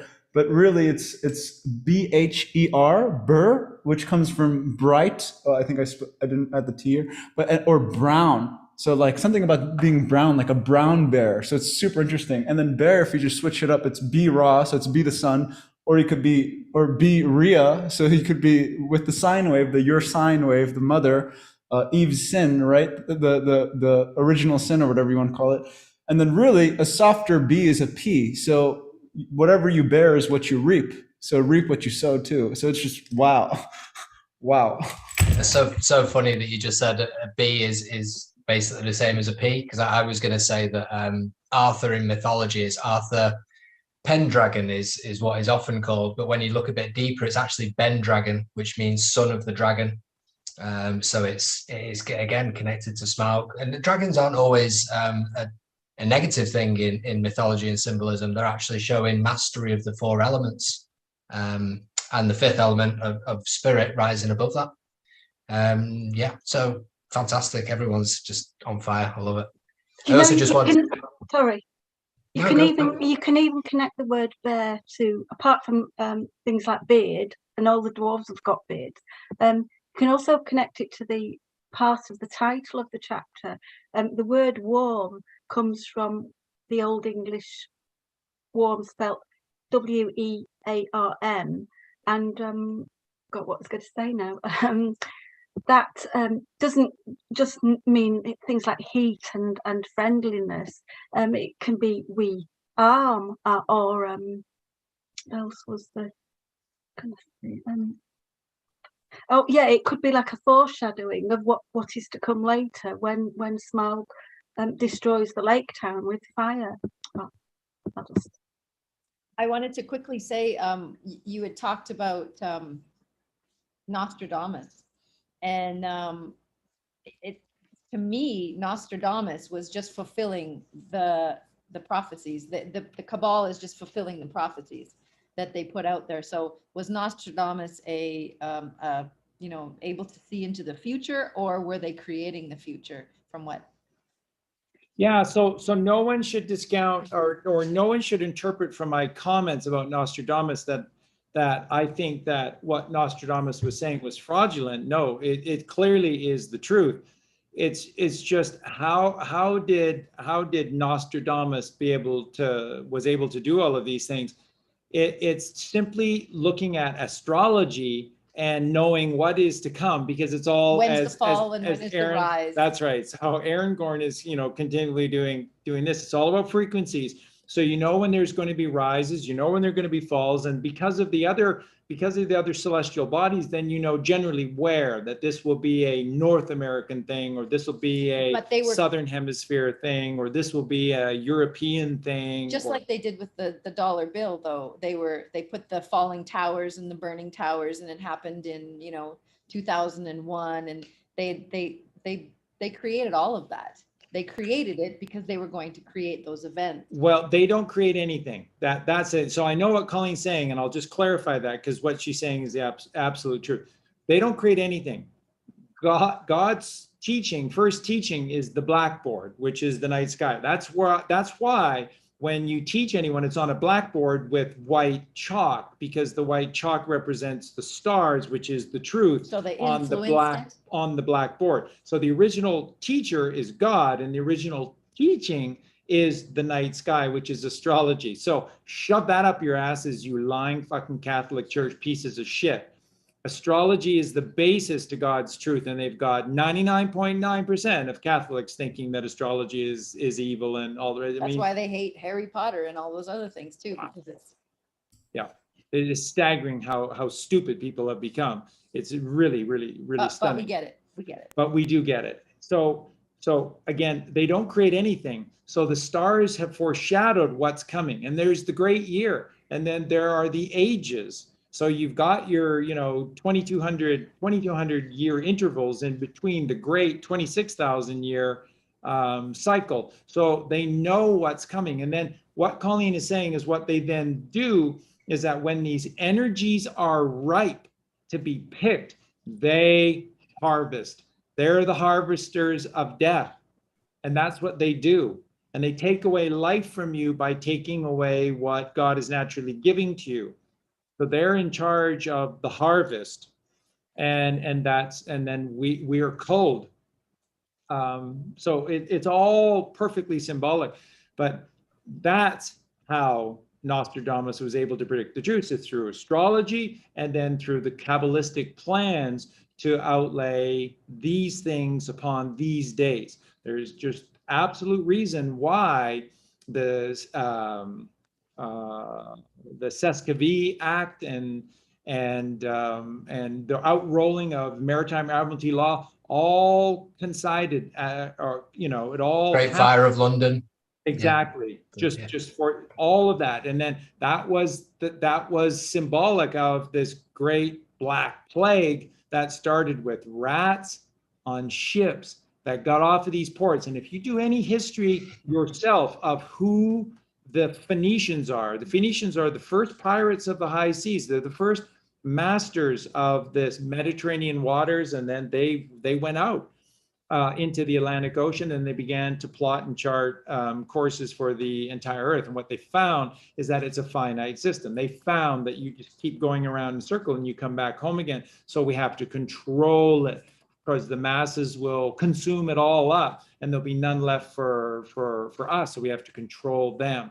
So that's why they're. So when you look at the Phoenicians, everything plays out in these perfect allegories. And so the Black Plague is the Cabal. The Black Plague coming to your town, which is death, because they're the Death Eaters, yeah, and they may turn you into a Death Eater too. So they're the Death Eaters, and they know they're rats because they hide and they live underneath the ground. So, and they're the carriers of the plague, because they are the plague. Trump was also saying with the coronavirus, Exactly. there's a virus and we got to get rid of it. That's right. And that's what he's been doing. Yep. I was laughing before because you were talking about harvest, and that's literally the next thing I'm going to talk about. There's so many synchronicities today. Me and Colleen had a good one as well. But yeah, I wanted to just touch a little bit on the stars of the Wayne that Sandra spoke about, and that led to all the other amazing revelations that she brought. So, like Sandra said, the 7 stars set in a sickle shape by the Varda, by the the nobility, the elves. The gods that are just under the one god. So they're basically set there by them. They're not burning balls of gas light years away. They're in the firmament, first of all, and they're there as a warning to Melkor and all evil that's to come in Middle Earth. And I think that they're in a sickle shape because they're representing the harvest. They're representing cause and effect, time, karma. No one can escape natural law. So this is a warning to Melkor, like whatever acts you do, you are going to reap what you sow. As Sandra also said, Wayne is the wagon, so the Big Dipper, the plough, and therefore it's the swastika. It's as the year progresses, it moves around up and to the right, and we know from Charlie's teaching that represents the constant renewal of consciousness and our physicality. So when we do the work, it actually fills our cup, our Holy Grail, and it turns and empties that goodness into our blood cells, all these sacred secretions. So again, it's another warning to Melkor and all evil that this divine gift of regeneration that's there in the heavens teaching us that, we can do it internally. That's not available to anyone who goes against these natural law principles, which are basically don't steal someone's property, don't steal someone's right to life, don't steal someone's right to say no sexually. All these things are how we break natural law, and all these things evil does time and time again.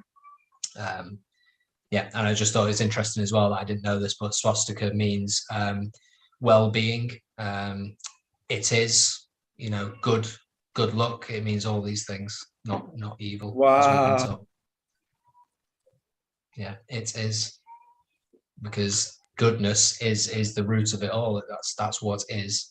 It's only perversions and twisting of that by Melkor and his ilk that leads us to think that there's anything else. So yeah, I just wanted to say that. Loads to decode, but yeah, happy for someone else to go. And then that whole culling thing is also about Saturn. I mean, you mentioned it, time and all this kind of stuff, because we enter into time through Saturn's rings or whatever. And the thing is, I think Saturn is in a little, maybe I'm wrong, but I think he's a deacon of Virgo. And also, I know he exalts in Libra. So yeah, it's right at that harvest area. And then speaking of, because I feel like the bad people, like the Cabal and the good, both use the stars, because the stars are the script. It's the scoreboard in some sense. So was it like, for instance, like market crashes, great housing collapses, and all this stuff, always around Scorpio, Libra, Scorpio, the fall, it just happens to be no coincidence. No, don't look here, don't, and then I heard a long time ago that millionaires don't use astrology, billionaires do. So there's that. Also, it always happens in October, Oct 8th. That's split into 4, so it's the scales. So that it's always there because it's the balancing of the scales. All these false economies they put on us have to be corrected. So the crashes always come in October because those scales have to be balanced. And I just relating to this, I think that's why they have a bear market, because I'm pretty sure it's relating to Cancer when the sun starts to wane. I think, I'm not sure if Ursa Major is in Cancer, but it would be likely, I would suppose, like is one of the constellations that relate to Cancer. And then of course, Taurus, bull market, hello.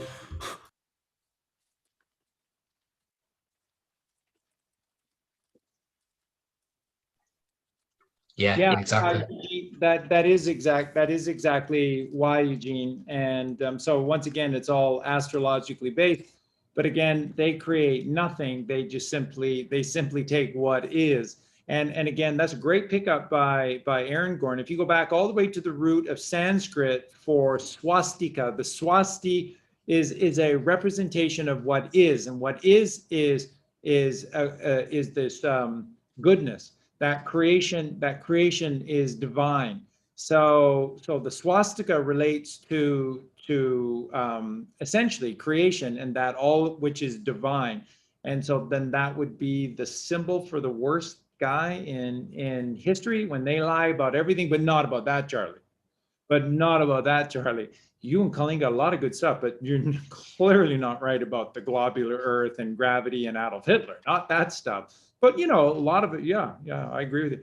So again, when you look at magnetism, everything that Sandra's bringing up and Eugene's talking about and Aaron Gordon is talking about simply shows you this phenomenon of the field. It's what we're going to do on Friday night show, and great songs and clips to go with it, but the field.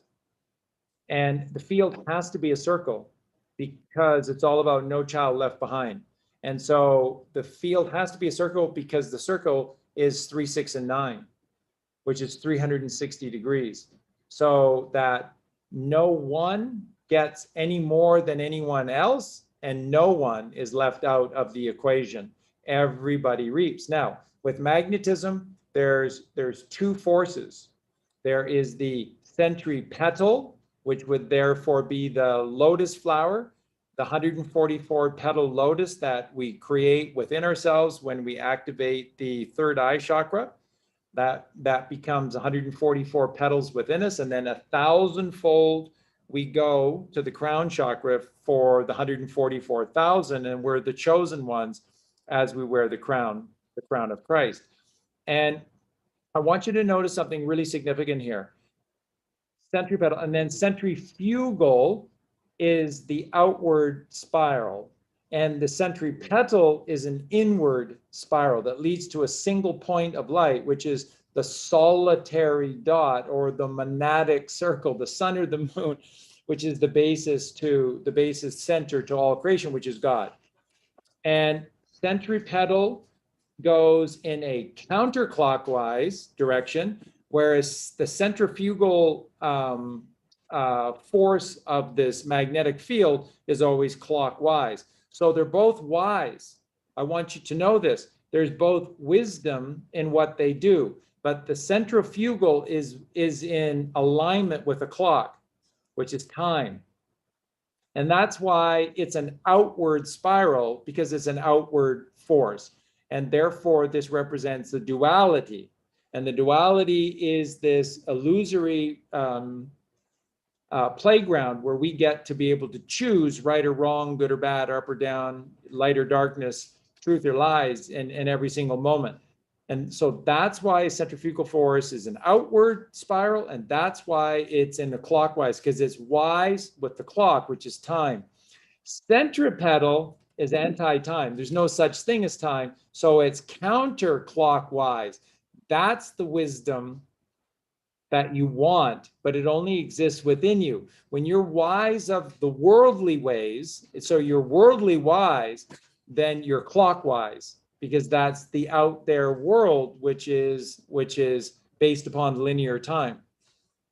When you're inner worldly wise, then you're counterclockwise, because you're counter to time. There is no such thing as time. And that's why centripetal is at the center of all creation. Therefore, it is the greatest and most powerful force of all, is the centripetal force, because it leads directly to God. Centrifugal leads you out. Be careful what you wish for. I want out of here. Be careful what you wish for, because where centrifugal force takes you out there is the out there. And the out there is associated with the left hemisphere of the brain. The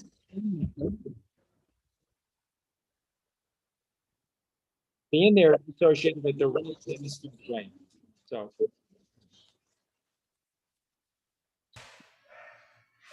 Okay, here we go. Any general comments that you want to make before we start into the reading of A Warm Welcome? And I'm just going to quickly show everybody here. I'll just put this on the different view. And oh, it's zoomed into Eugene. No, I'm the one speaking. So come on, speaker view. Maybe everybody else is seeing you. No, because this is what. So anyways, that is the diagram that Tolkien himself sketched, Tolkien drew for that Tolkien sketched for the beginning of A Warm Welcome. So this is Laketown. And what you're seeing with Laketown here is it's built out upon the lake, that the bridge could be taken out at any point to protect the town from enemies. And they were thinking, somebody was thinking that potentially even the dragon, except they built their town out of wood. Granted, it is surrounded by water, but it's still built out of wood. So this is the actual sketch diagram created by Tolkien, and it just shows you the river that is flowing from the Elven Kingdom to the long lake. And then those are all the barrels that are on the side. And here's a bargeman. Okay. Any general comments before we get into the chapter? About I just wanted to say that I don't know why I've made the note. I don't know why I made this note. I can't remember what's behind it. But I put something about, right at the end it is, Tolkien included drawings and maps and songs for a reason. It not just because he was good at arts and he liked illustrating his stories, but then all of those maps, all of those drawings and all of those song words, they're all there for a reason, because he wants us to see, he wants us to read between the lines, he wants us to really examine them and see what we wouldn't normally see. Hansel and Gretel, right, is leaving the breadcrumbs. It's what we have to do for ourselves. It's what we have to do for everyone else. So I want to point this out. I actually have 2 copies of this, and I have bent them out of shape, left, right, and center on both of them. And this is from an author who is a cartographer, and her name is Karen Wynne Fonstad. And it's called The Atlas of Middle Earth. And if you're serious about reading the books and you want to know so much more about all of the great, incredible detail that Tolkien is speaking to with regard to the micro landscapes as the story progresses through each of these different cultures, this is the book. This is an essential resource. You cannot read those, the Lord of the Rings in particular, or even The Hobbit, really without this. And she's devised this with just the most detailed, amazing maps with all of the distances provided for you here. Great detail. And she shows all of the daily pathways. So she's showing you where they start on each single day, how far they got, how many leagues or miles that particularly was.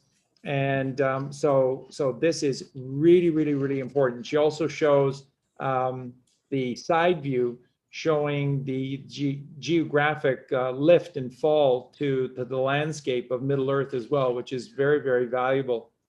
So it really is this incredible resource. And she's got this broken into the Silmarillion, the Hobbit, the Lord of the Rings, and then she's got everybody's journey. So she has Merry and Pippin with Treebeard. She has Frodo and Sam with Gollum. She has the Fellowship's journey.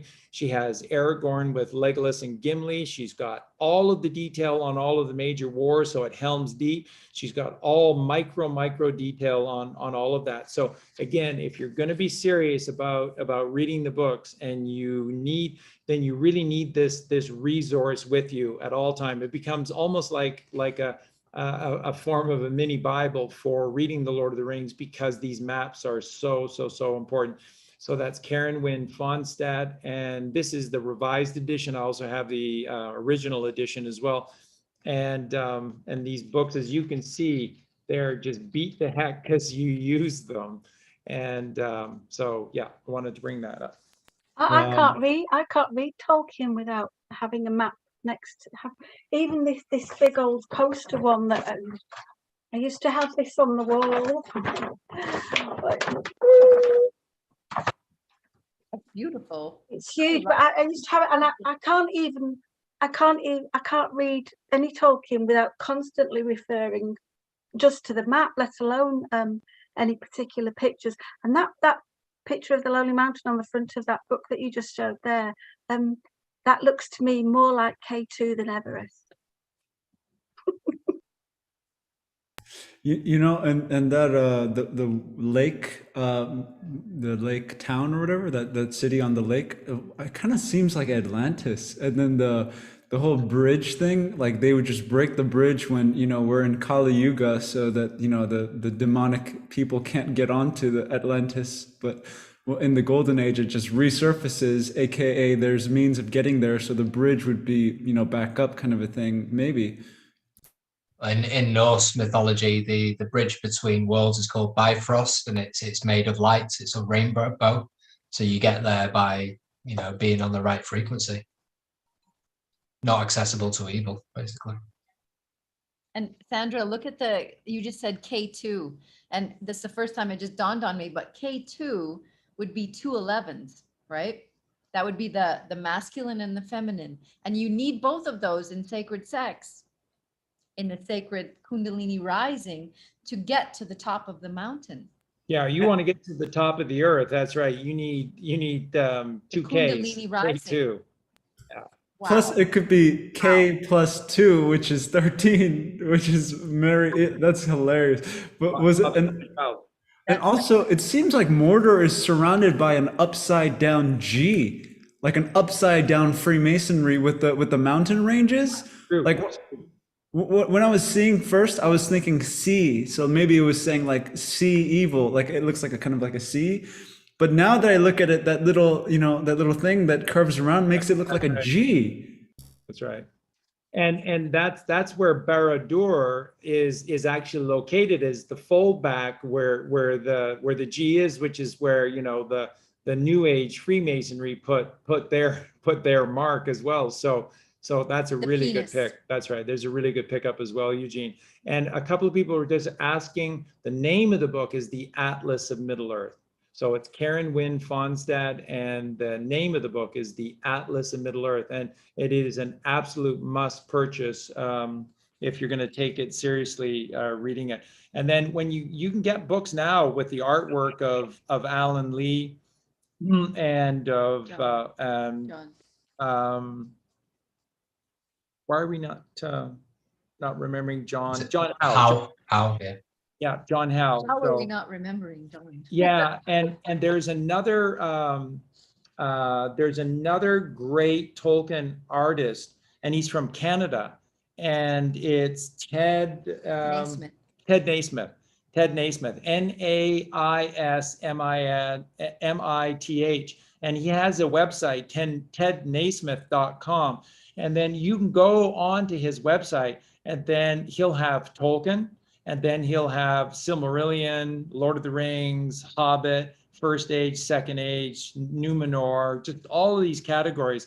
And it's incredible. And the thing about Ted Naismith, he's not he's a brilliant artist. I mean, you wait to see these things. It's absolute genius.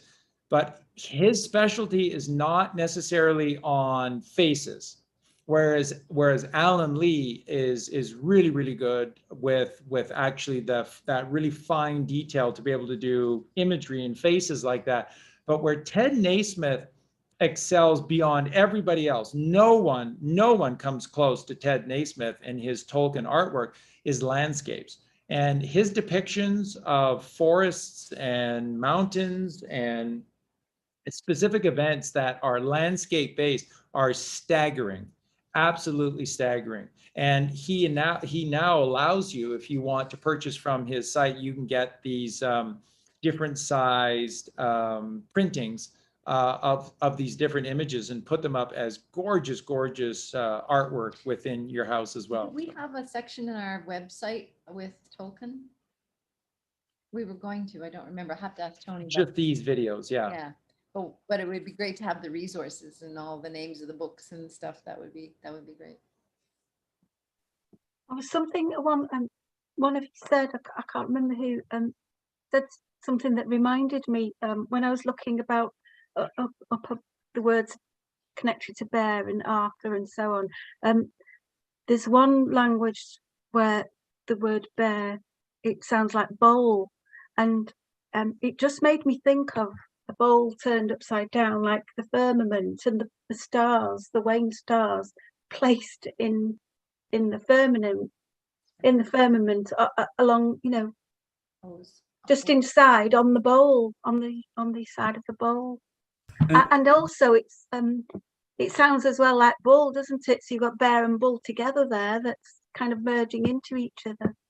Of course, because it's the hyperbola, and then that's where the high arc would be. And I wrote this back then when we were talking about the stars. I said power comes above, and really comes from the stars, which is a portal, which is a bull tor, like with the P being interchangeable with the B.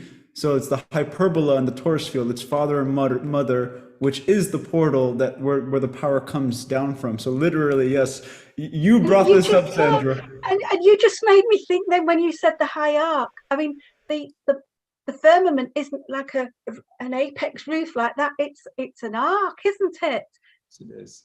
Of course it is, and it's filled with archangels because the stars, as Tesla said, are attached to the firmament or openings in the firmament. So that's where the term archangels come from. And where do angels come from? They come from God's kingdom. What is God's kingdom? The ocean that is above. And what does the firmament do? Separates the ocean above from the oceans below. And so when you talk about, could Charlie possibly be right that Gene Roddenberry is this man of God, and that Gene Roddenberry was doing this incredible creation of Star Trek and the Enterprise, and that all of this is just crossing out of the fiction and up into heaven upon earth, which would be the higher mind, which could then also be seen crossing over by traveling through the stars to cross over to the higher ocean. And what would the higher ocean be? If the ocean below is heavy, then the ocean above would be light. And remember, light is all things. So as I've taught you with these words, they mean all things. So light is not as opposed to heavy as simply opposed to darkness. It's all things that are light. And so if the ocean below is dark and is heavy, then the ocean above is light and light. And so the Starship Enterprise, of course, is within you, and it's traveling the ocean above. And the only way that you can get there is you get out of your effing body and you get up into heaven upon earth, which is here. This is where it all happens. This is where the Enterprise is. And that's why it's Jim Kirk, K-I-R-K. What is I-R in Latin? To go. What does Jim Kirk simply say on every single show on Star Trek in his voice? To boldly go, IR, where no man has gone before you. That's all that's left off. Where no man has gone before you, because no one can go inside of you but you. Nobody can. They can't. And that's why they hate single eye. That's why they hate meditation. That's why they hate pineal gland and all this stuff, because you're going where they can't go. Don't go where I can't follow, is what they say. Oh, and in Spanish, bear is oso, O-S-O, and O-S is like open, right? In like Latin, open eye, that's Osiris. right. Osiris is Yeah. iris is the eye, the seeing eye with the lens, the seeing eye, and then os is open seeing eye. And we're going to discover so Osiris. much about Russia. I'm sure of it, right? Ab- The Tatarians and the Absolutely. White Russians, and just how beautiful these people really are. Absolutely. I'm so Could do a whole show just on that, couldn't we? You're just talking about Gene Roddenberry. Then you just made me think Star Trek. It's a bit like if you go on the Freak Sense website and have a look at the little article about the 9 veils. On the 7th veil is where people who have reached enlightenment, they leave their light shining. But when they cast off their physical body, they leave their light shining as not just to shine bright. It's shining the way for others, isn't it?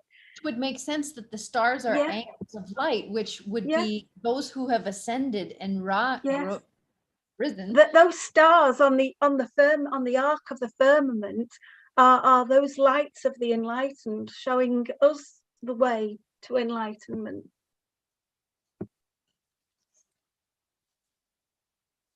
And so and that's you. That's what's inside. This is, if we look at this is your skull. So this is Cavalry or Golgotha, place of the skull. Again. And that's it. So who is the captain of the Enterprise? James T. For physical. Kirk. IR is to go. In Where? Latin, Where? Spanish. In between the K, which is 11:11, which is your two temples. Solomon's temple is your two temples, which is your mind. To boldly go where no man has gone before you. And he says that on every single show. There you go. So the oceans above are the opposite of the oceans below. If the oceans below are dark and heavy, then the ocean above is light and light. And how do you travel the light? In the enterprise, because if you enter within, you receive the prize. And this is it. This is it. This is the third ventricle.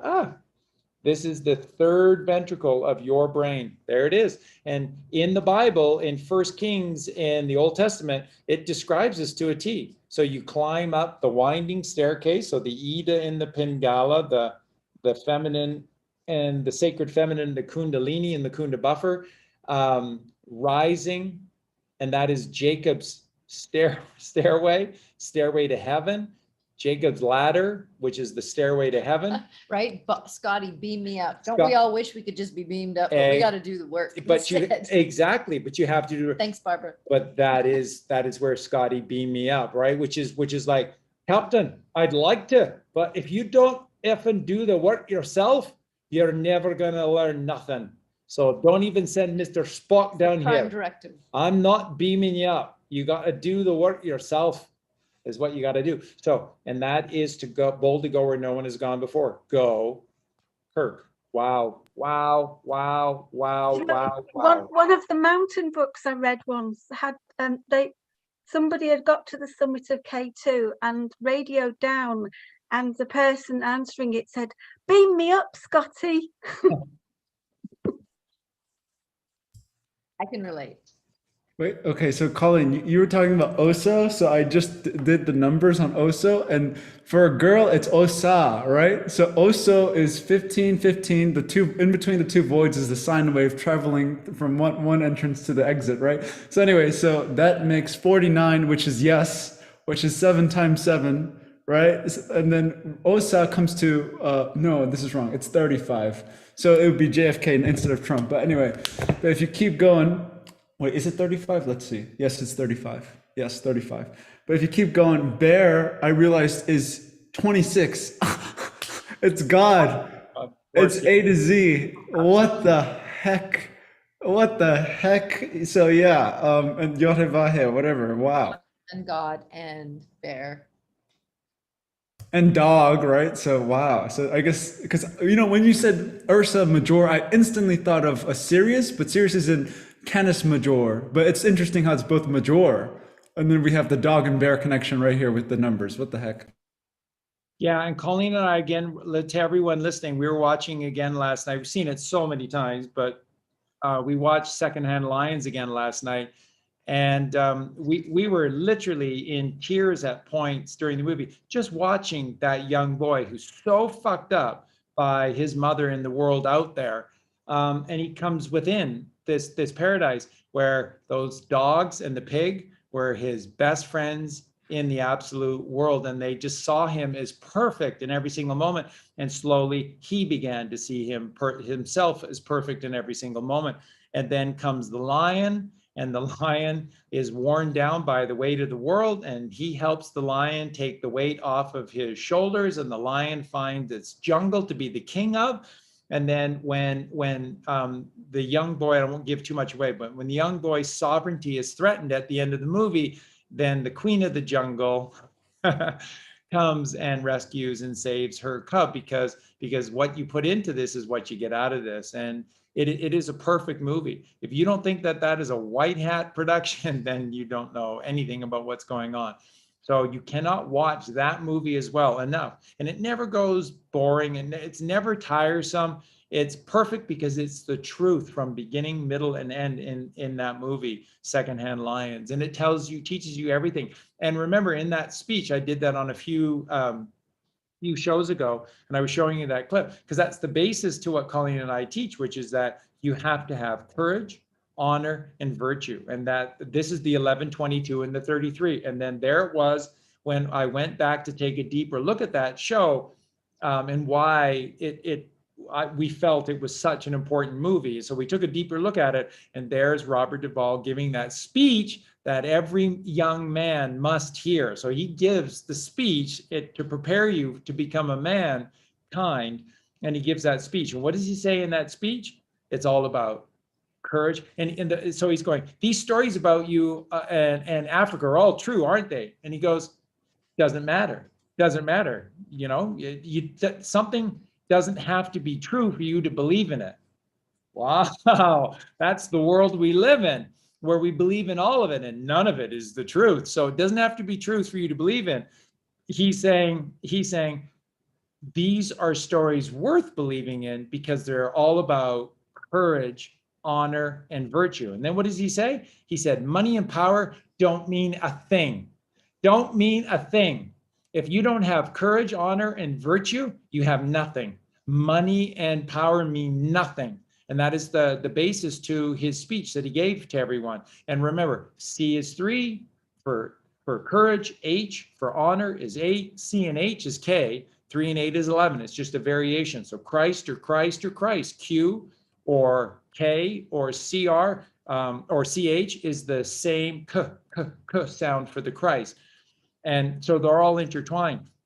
And 3 and 8 make 11, and V is for virtue, and virtue V is 22. 11, 22, and you become 33.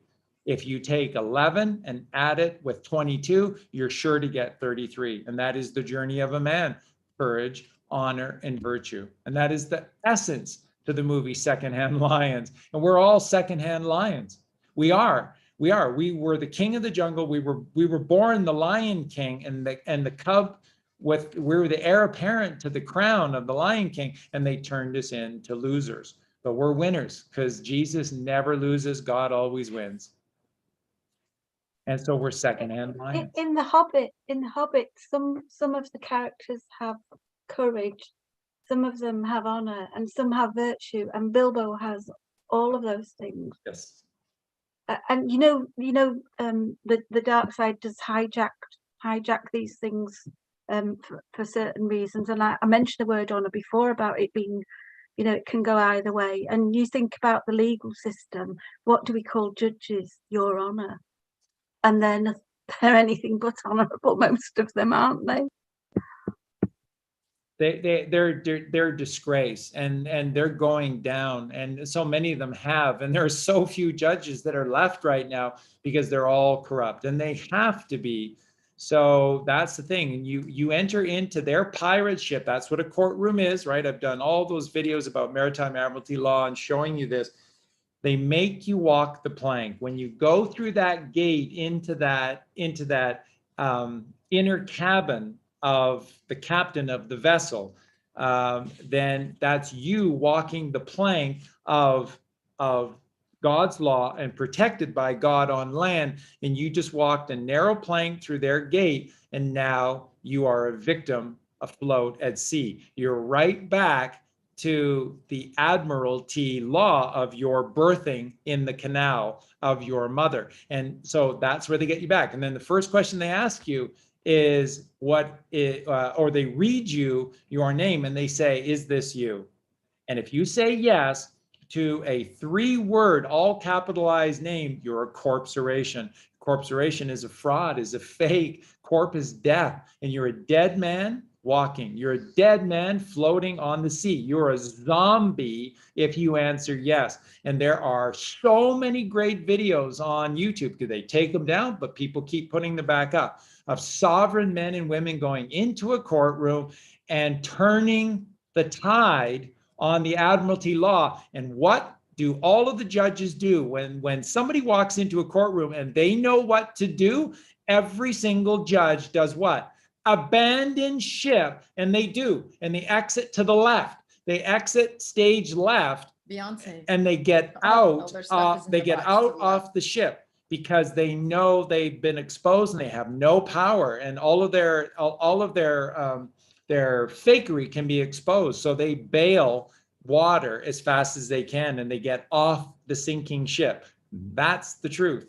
That's exactly the truth. When you go to a courtroom, remember, you're Jesus Christ. You are the tennis master. It's your home court. Taxpayer money built it. It's your court, not his court.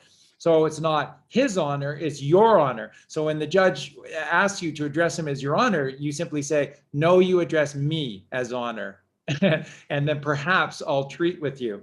And you remain asking the questions. Because if you're the one asking the questions, then you are as king, which is Jesus Christ.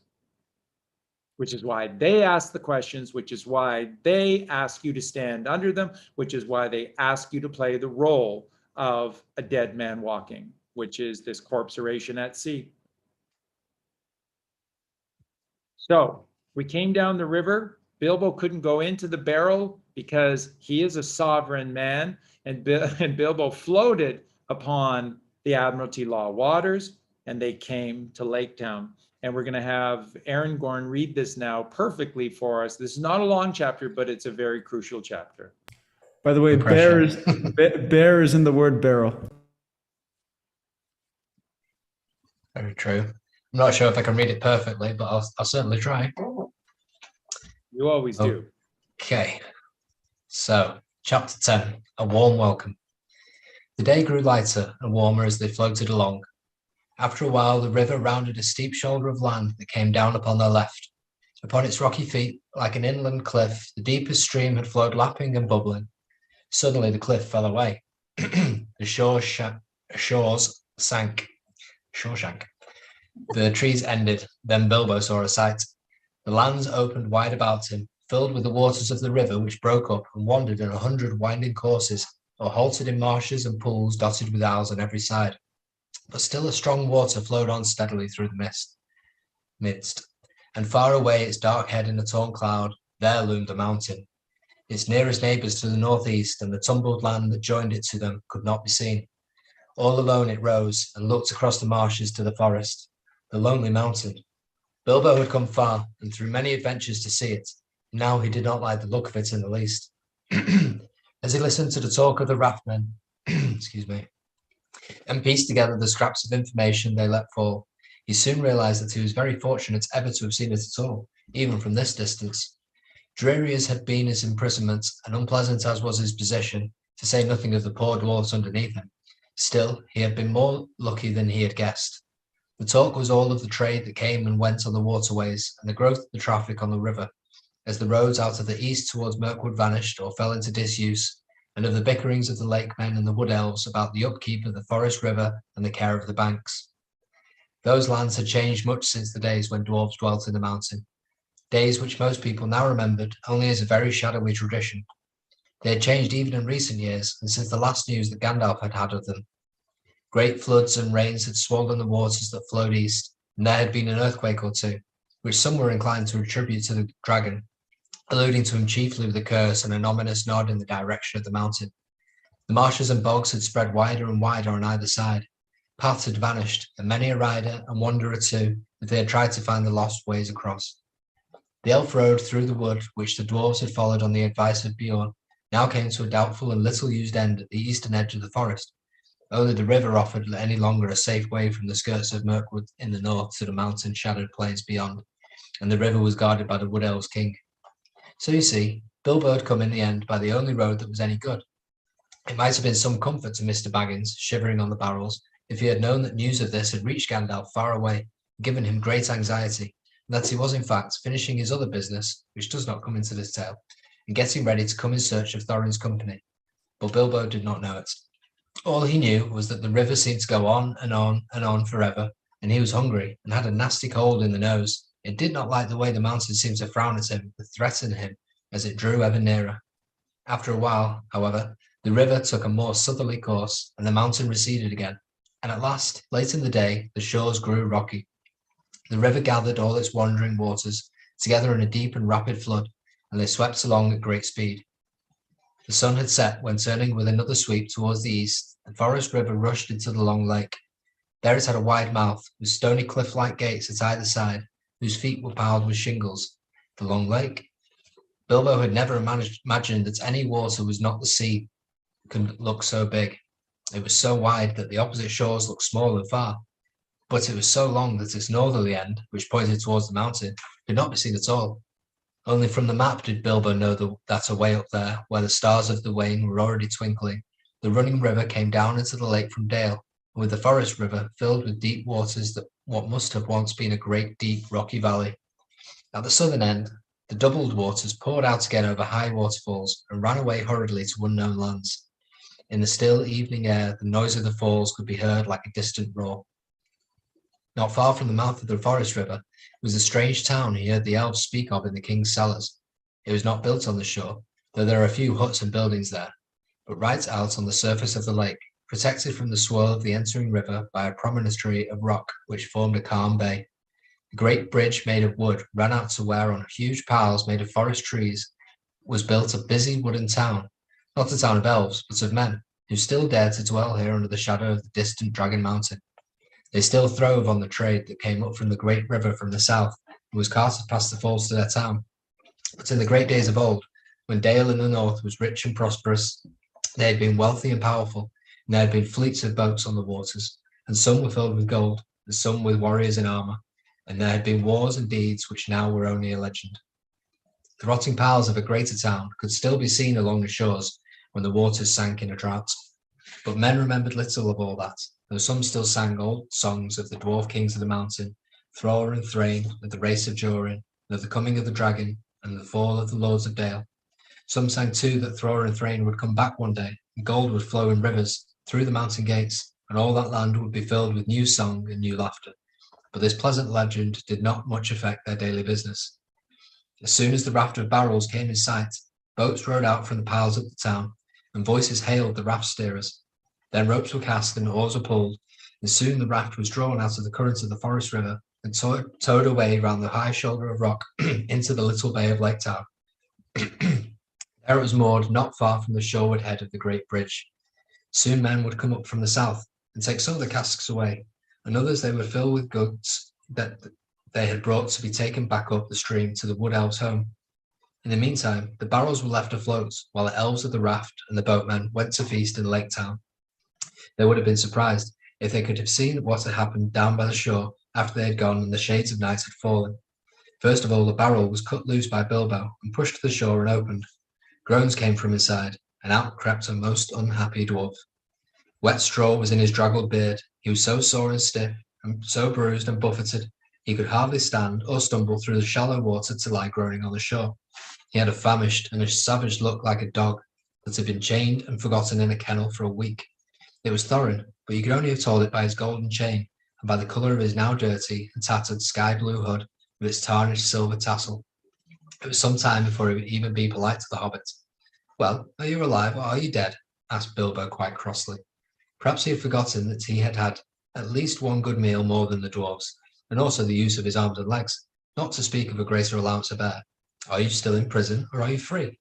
If you want food and if you want to go on with this silly adventure, it's yours after all and not mine. You had better slap your arms and rub your legs and try and help me get the others out while there is a chance." Thorin, of course, saw the sense of this, so after a few more groans, he got up and helped the hobbit as well as he could. In the darkness, floundering in the cold water, they had a difficult and very nasty job finding which were the right barrels.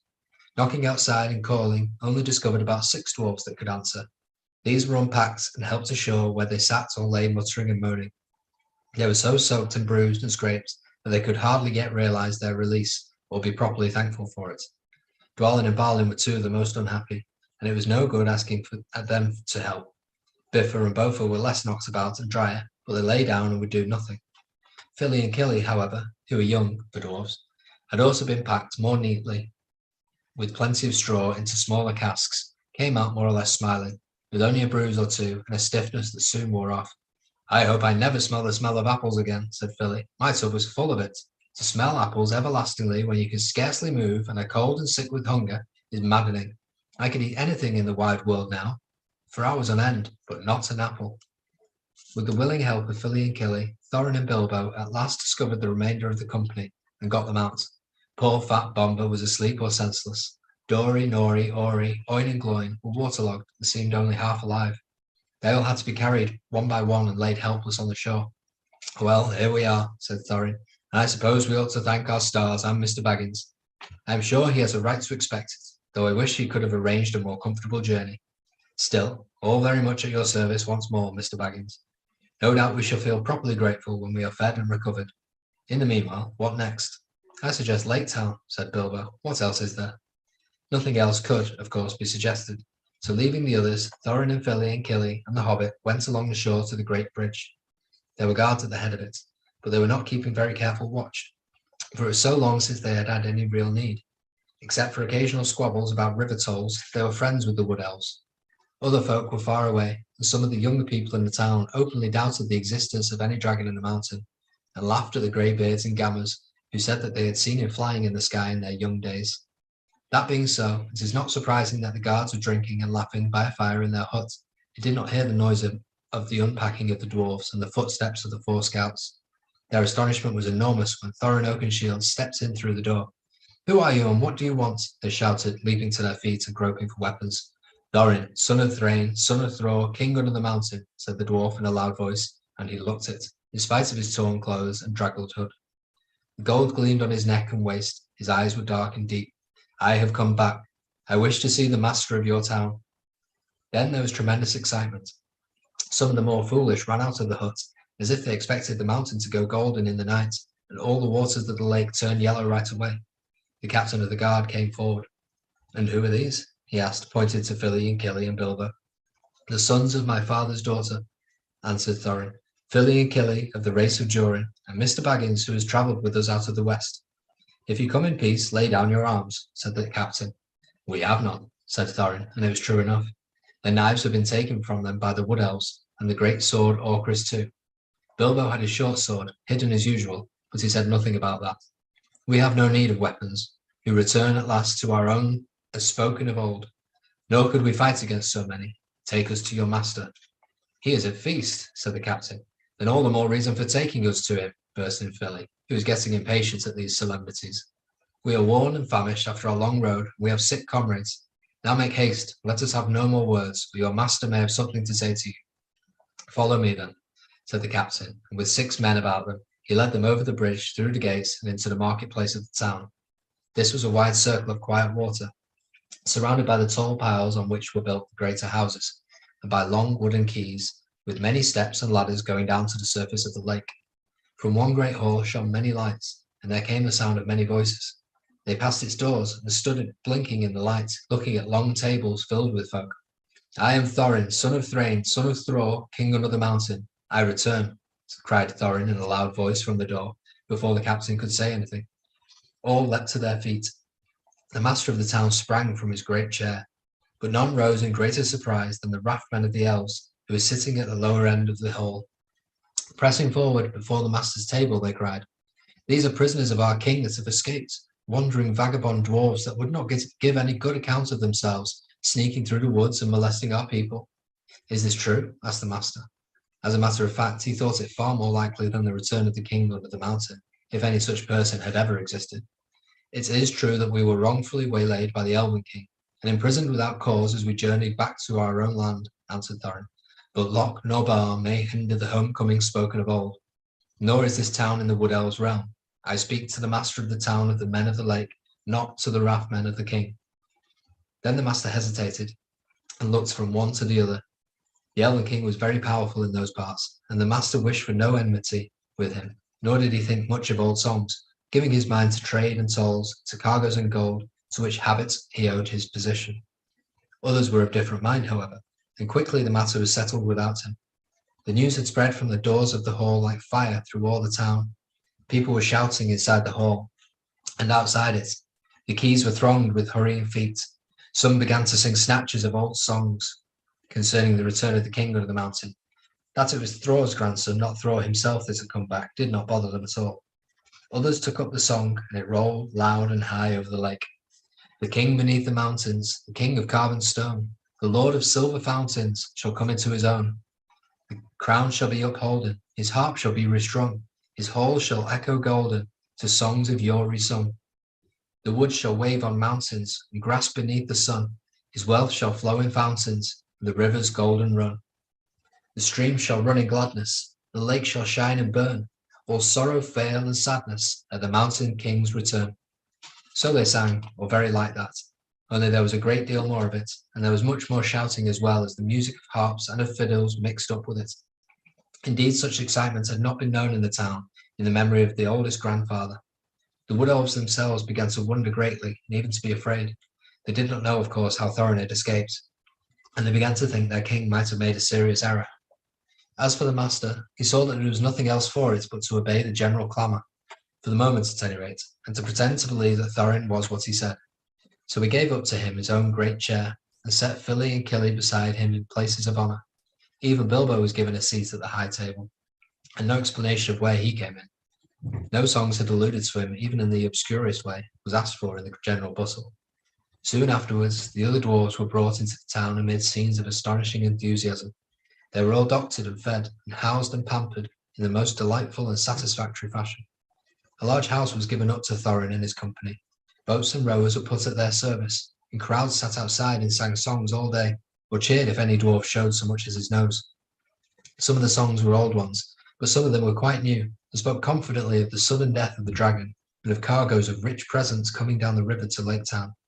These were inspired largely by the master, and they did not particularly please the dwarves, but in the meantime they were well contented, and they quickly grew fat and strong again.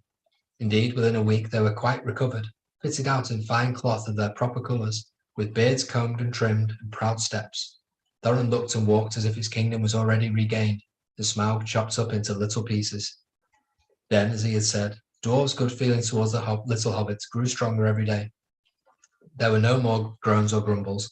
They drank his health, and they patted him on the back, and they made great fuss of him, which was just as well, for he was not feeling particularly cheerful.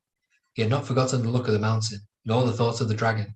He had beside a shocking cold. For 3 days he sneezed and coughed, and he could not go out. And even after that, his speeches at banquets were limited to "Thank you very much." In the meanwhile, the wood elves had gone back up to the forest river with their cargoes, and there was a great excitement in the king's palace. I have never heard what happened to the chief of the guards and the butler. Nothing, of course, was ever said about keys or barrels while the dwarves stayed in Laketown, and Bilbo was careful never to become invisible. Still, I dare say more was guessed than was known, though doubtless Mr. Baggins remained a bit of a mystery. In any case, the king knew now the dwarves' errand, or thought he did, and he said to himself, "Very well, we'll see. No treasure will come back through Mirkwood without my having something to say in the matter. But I expect they will all come to a bad end, and serve them right." He at any rate did not believe in dwarves fighting and killing dragons like Smaug, and he strongly suspected attempted burglary, or something like it, which shows he was a wise elf, and wiser than the men of the town. They're not quite right, as we shall see in the end. He sent out his spies about the shores of the lake, and as far northward towards the mountain as they would go, and waited. At the end of a fortnight, Thorin began to think of departure. While the enthusiasm still lasted in the town, was the time to get help. It would not do to let everything cool down with delay. So he spoke to the master and his counsellors, and said that soon he and his company must go on toward the mountain. Then for the first time the master was surprised, and a little frightened, and he wondered if Thorin was, after all, really a descendant of the old kings. He had never thought that the dwarves would actually dare to approach Smaug, but believed they were frauds and would sooner or later be discovered and be turned out. He was wrong. Thorin, of course, was really the grandson of the king of the mountain, and there is no knowing what a dwarf will not dare and do for revenge or the recovery of his own. But the master was not sorry at all to let them go. They were expensive to keep, and their arrival had turned things into a long holiday in which business was at a standstill. Let them go and bother Smaug, and see how he welcomes them, he thought. Certainly, O Thorin, Thrain's son, Thrall's son, was what he said.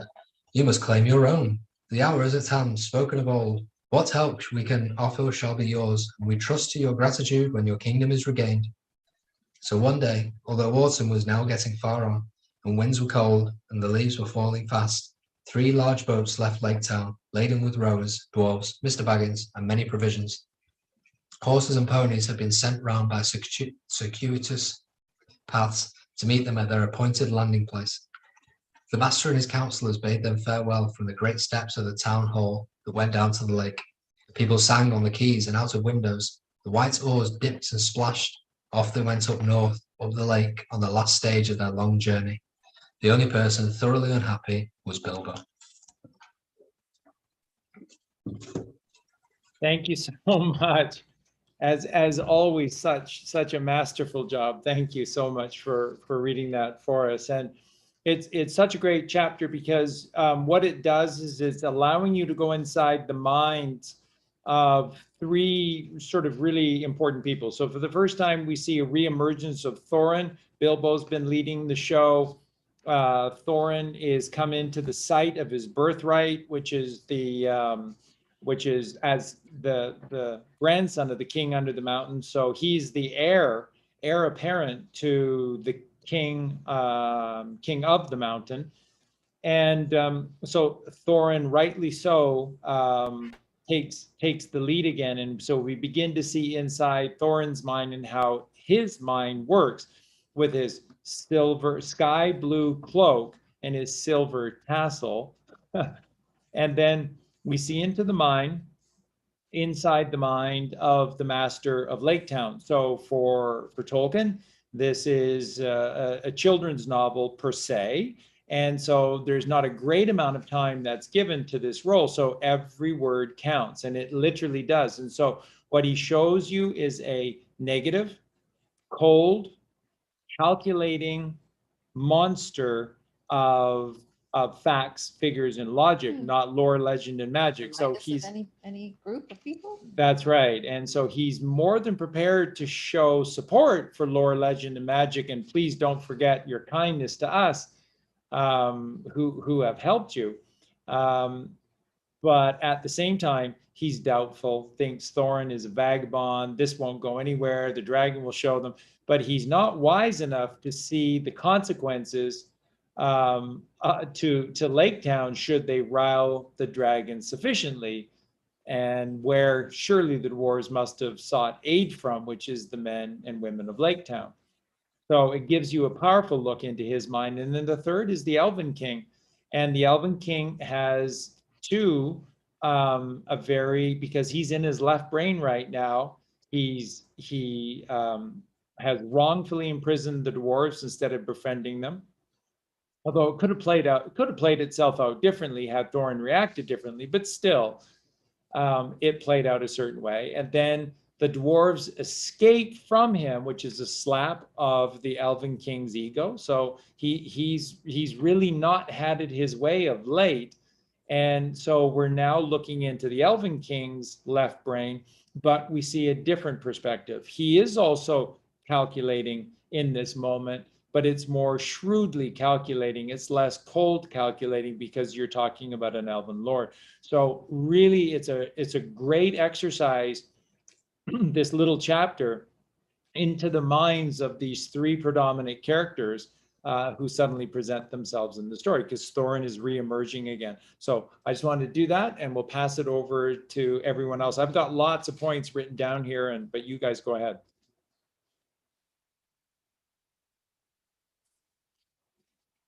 Yeah, I'll go if no one else wants to go first. So to me, this chapter is all about showing us the state of disease that Middle Earth is in, mainly through negligence. But first of all, Tolkien says that the river broke up and wandered in 100 winding courses. So where we are in anatomy, I think this is the main artery breaking up into 100 winding courses to feed the brain. It says that a strong water flowed on steadily. I think that's talking about how all rivers eventually lead to the ocean, to God. And I think confirming that, we're told that there's raftmen there. So rafts are separate pieces of logs that are all tied together, again brought into unity. The rafters of a building are sloping parts of the roof that go up to the singular point.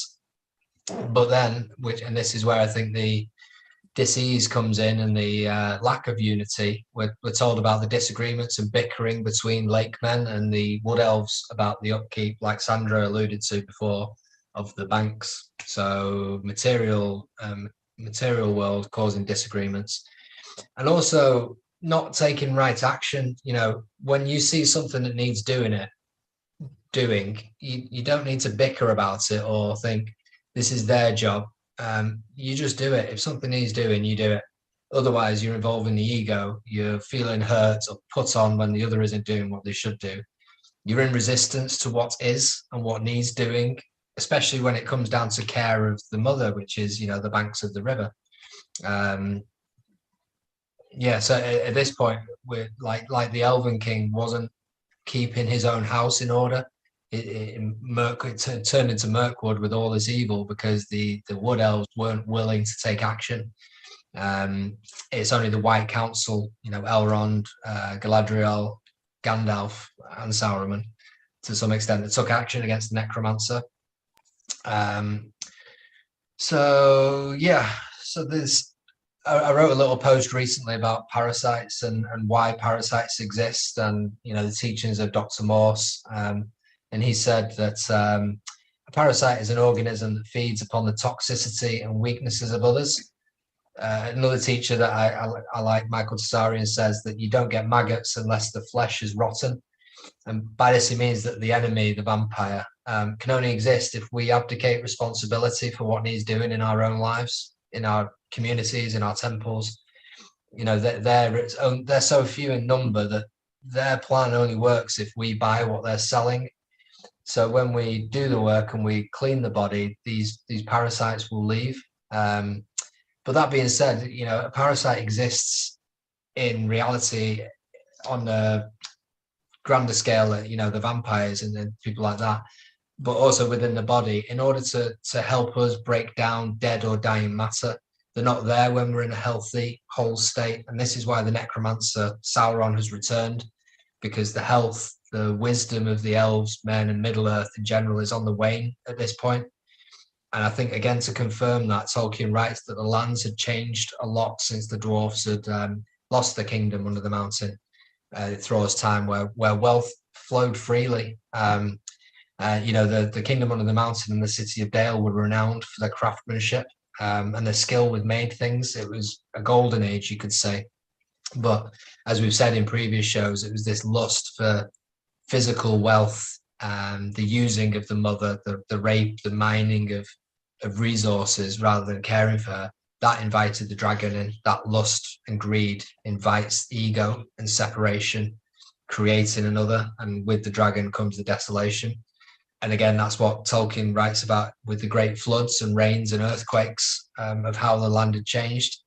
So, and I've said this before as well, but especially in The Lord of the Rings, that Middle-earth, as Tolkien describes the landscape, it reflects in the weather, in all sorts of ways, the events of the story, because Tolkien is saying that all is one, all is consciousness, as above, so below. And at this point of the story, we're being told that the consciousness of the dragon, ego, separation, and its reign of terror over us and over the earth has such effects on the mind, body, and the soul, because the dragon is in place of the mountain. It's not this directing things at the moment, it's ego. So the health or lack of it of Middle-earth. So Middle-earth doesn't just represent the earth, it represents us, our body, is a direct reflection of who's in control of the lonely mountain. So at this point, it's Smaug, it's your ego. Smaug is preventing your treasure, your sacred secretions, to flow freely down to Laketown, onto Greenwood, which is now Mirkwood, which is your heart, to then be sent around for the rest of your body. The dragon's in control of that. Or, as we see towards the end of the story, what happens when the divine catalyst for change, Bilbo Baggins, helps, bring the dragon down, then wealth begins to flow freely again eventually. Then Tolkien talks about how the lake men are actually perpetuating this problem, because they're alluding to the dragon chiefly with a curse. Tolkien writes, so first of all, they're seeing the dragon as the chief, chiefly with a curse, as the boss, rather than the ego's actual role, which is to serve the real chief, God, the self, capital S. They cast a curse on it to wish evil, and a curse is to wish evil to, or, and this made me laugh because Sandra said this word before, to excommunicate something. So this attitude of wishing evil on something or trying to excommunicate something is actually empowering that state of mind that is the dragon, that is ego, because it's the ego feeds off negativity and aggression and fear, because all those things increase that delusion of separation. And that's the only thing that keeps the ego going, is this misperception of the truth that all is one. So when you excommunicate something, you're removing that thing from communion, which means to join with the one. Like Josh X talks a lot about what the word demon really means. So D, to remove, mon, the one. So you are in the illusion that you're removed from the one. That's an illusion. You're never separate, but you can think you are.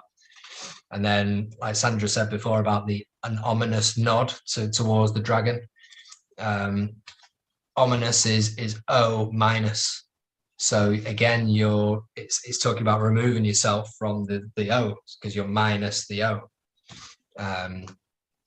So, and yeah, ominous didn't used to mean just ill omens. It just meant something significant.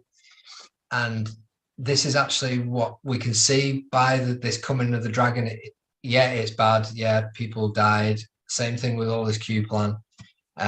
But it's not just that. There's a purpose to it. And like I was kind of getting at before with the parasites, there's a reason that happens, and it's to bring our attention to where we're not aligned with God. So for the dwarves especially, it helped them recognize what was important beyond this material wealth that they're taken over it.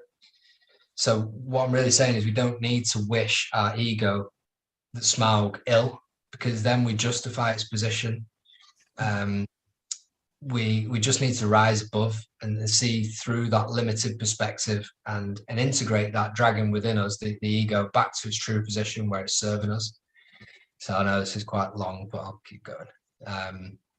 The marshes and bogs spread wider and wider, and that happened after the dragon came. So the sacred secretions that are supposed to flow freely through our alkaline blood is prevented by this dragon state of mind in its negative sense, because we've fallen into the 7 deadly sins. Now rivers of Eden can't flow freely or in a pure state.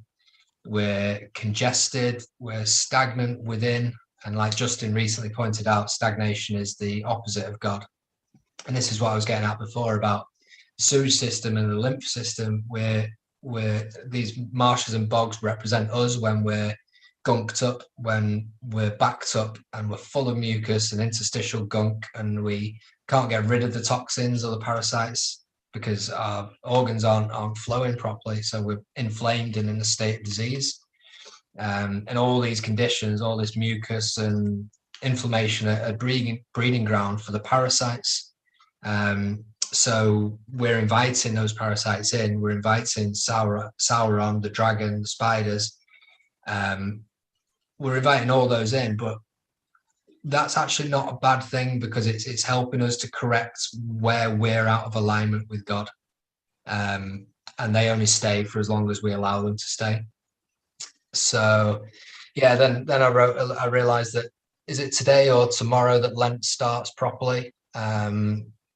So this is the reason, and reason is to rightfully establish our son, so to bring Christ back.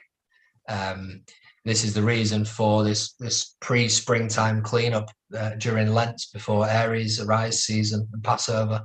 And then Lent is El-Ent. So Ent is Old English for giant. And you become a giant when you purify your temple through balancing the Taurus field through the El.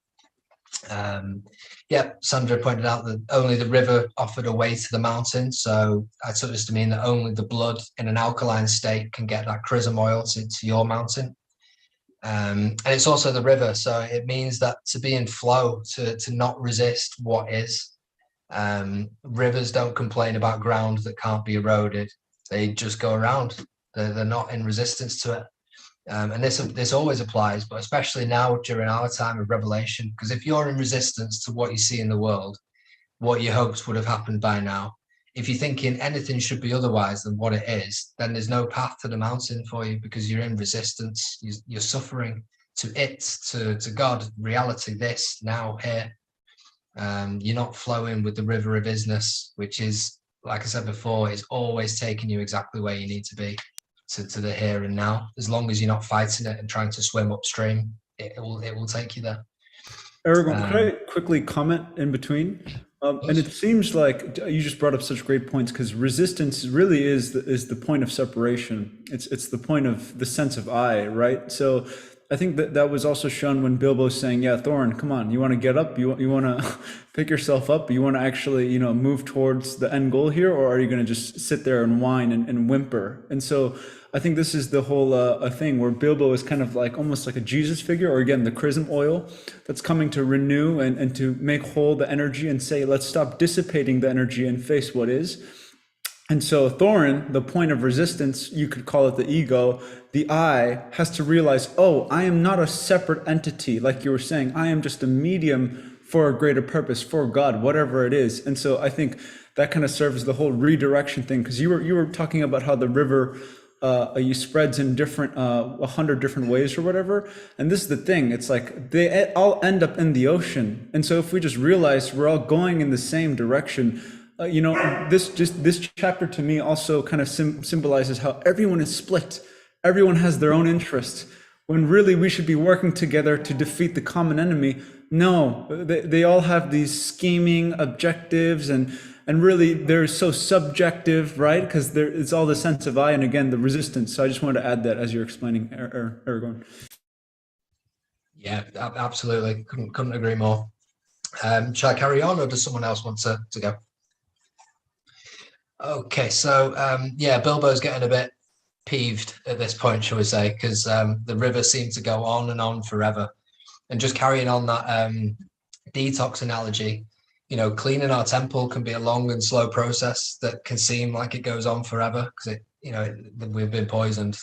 Sandra's nodding. Yeah, it really can. It can be frustrating, but obviously it's important, and the key is just keep going, as Bilbo does. He might complain every now and again, but he just keeps going anyway. And then, to further kind of confirm this analogy that I'm getting at, Bilbo, it's then said, has a nasty cold in the nose. So he is detoxing. Literally, he's getting rid of that mucus and congestion that has built up. He's shifting that toxicity. And then he sees the mountain, and the mountain seems to frown at and threaten Bilbo, Tolkien writes. So to me, this is talking about, because the ego, the dragon, has taken over possession of the Lonely Mountain, of the singularity, it's laid claim to God, because the Lonely Mountain is oneness and God. And this is what ego, exactly, and the non-mystical dualistic way of thinking, that's what they did to religion. They laid claim to God. And they gave us an image of God as this angry, vengeful being who's going to smite you if you step out of line slightly. So that's why I think this Lonely Mountain, Bilbo, is frowning and threatening him, because at the moment that oneness is taken over by Smaug, by the ego. We're told that the northern edge of the lake can't be seen by Bilbo. And I think this is because it's extending to a singularity, it's extending to a 0 point. So only from the map could Bilbo know what lay up there. So Bilbo can only at this point know what enlightenment is, what liberation is, from other people's accounts of it, from maps that they've given us. But because when we get into singularity, there is no I, when we become unified with the self, Bilbo wouldn't know that anyway, because at that point, Bilbo would see through the illusion of I, of self, although there is still, something acting as a self. It's not quite the same. And then we're told that the southern end, the waters are doubled. So where Bilbo is now, that's like us coming back into duality from that singularity. It's that splitting of the one. And also because that's how blood flow will increase as we get from this point back down towards the body. The river would double because the blood is flowing back into the body. Well, is that right? Maybe not. So Bilbo sees the rotting remnants of a greater part of Laketown. and then it talks of the drought. So again, I think we're being told that Middle Earth's in a state of disease. This is that what once was great is being broken down. And again, that's just a process. I think the drought might reference dry fasting, perhaps to speed up that detoxification that's going on. Yeah, but men remembered little of that, the golden age of consciousness, so of the dragon, and that's us in our historical amnesia. We've forgotten Tartaria, we've forgotten free energy, we've forgotten peace and prosperity, the time before the ego. So this is mainly caused by a lack of access, not just to recorded history, because Rockefeller history won't give us that, obviously, but also because we've not gained access to our inner history, the Akashic records, which are there if we purify and detoxify. But the Laketown men still sang the songs, so that's a reference to nursery rhymes, to fairy tales, to mythology, all speaking about the truth of our existence, but you know, they're singing it as if they were nonsense, that there's nothing to it, really. Then some spoke of prophecy and the coming golden age, but this pleasant legend did not much affect their daily existence. So is that not the case with the truth movement and a lot of even the Q movement and most of the New Age and the Starseed bullshit? Hardly any of these things tell you that you can achieve the golden age here and now. You know, all we need to do is focus on the physiology and the right attitude and right action. That real gold can be found within you. Yeah, it's sometimes spoken of in New Age circles, but few give you the tools to achieve it. And then I've just put, as with all Luciferian distraction, they're there to lead you astray, to keep you separate from becoming, which again, Josh X talks about. Become is be with me, co is with, so be with me, be with God. The raft men hailed their colleagues. So hail is Norse for meaning be whole. So again, we're being told to be whole, and it's equivalent to the Latin salve, which is, you know, salve, Christ, salt. We're coming back to God through raising this Christ, this salty oil within us. Salvation, eh? Exactly. Exactamundo. I've only got a little bit more, so I may as well finish. Then I'll shut up. Aragorn, I want to add one more thing to you also, and it seems like that's the whole thing. At least what you're bringing to my eyes is dis-ease is resistance. So once there is no, like, once you just focus on ease and flow, there really isn't any problems. But it's when the sense of I says, I want to resist and I want to create, like for me, it's like food, right? It's saying, oh, I want to eat rice, or I want to, whatever it is, right? I want to eat something that's more harder on the body, so to speak. And yeah, I don't know. So I think it's a big thing. I mean, because we're on the river, right? So the whole thing about a river is flowing. So yeah, I just want to add that. Beautiful, Aragorn. It's funny because I was thinking about exactly that today, and where I've struggled in the past with food, and particularly the more addictive ones. It's never in the moment that I'm struggling. It's when I have the thought of, well, what about then when I'm, at a restaurant, or later on when I have this craving for sugar, what will I do then? But as soon as I stopped that and thought, well, at the moment, what's going on? Okay, I've got a bit of a craving, but that will pass, and it's for something I don't really want, and that's something that doesn't feed me. That changed a lot. So that was really good. Yeah, so it's talking about Bilbo being on faring better than the dwarves. He says, he's not been packed inside this thing. He's not inside the barrels. He's had one more meal than them. But then it also says he has had a greater allowance of air. So he's filling his cells properly with oxygen. He's aerating himself, which is the true fuel. Philly says he doesn't ever want to smell the smell of apples again. And I think this is talking about the fall from Eden, to smell apples everlastingly. So being cast out of Eden feels like eternity. It's actually the opposite, because to be trapped in time out of Eden is in time. Whereas when you're in Eden, you're in the eternal now. There is no time. Philly can scarcely move because the matrix keeps us feeling limited and like we have no options. He felt cold and sick because he's kept from the warmth of unity with the father and mother. He's kept from health by the deceptions of the ego, both within and without.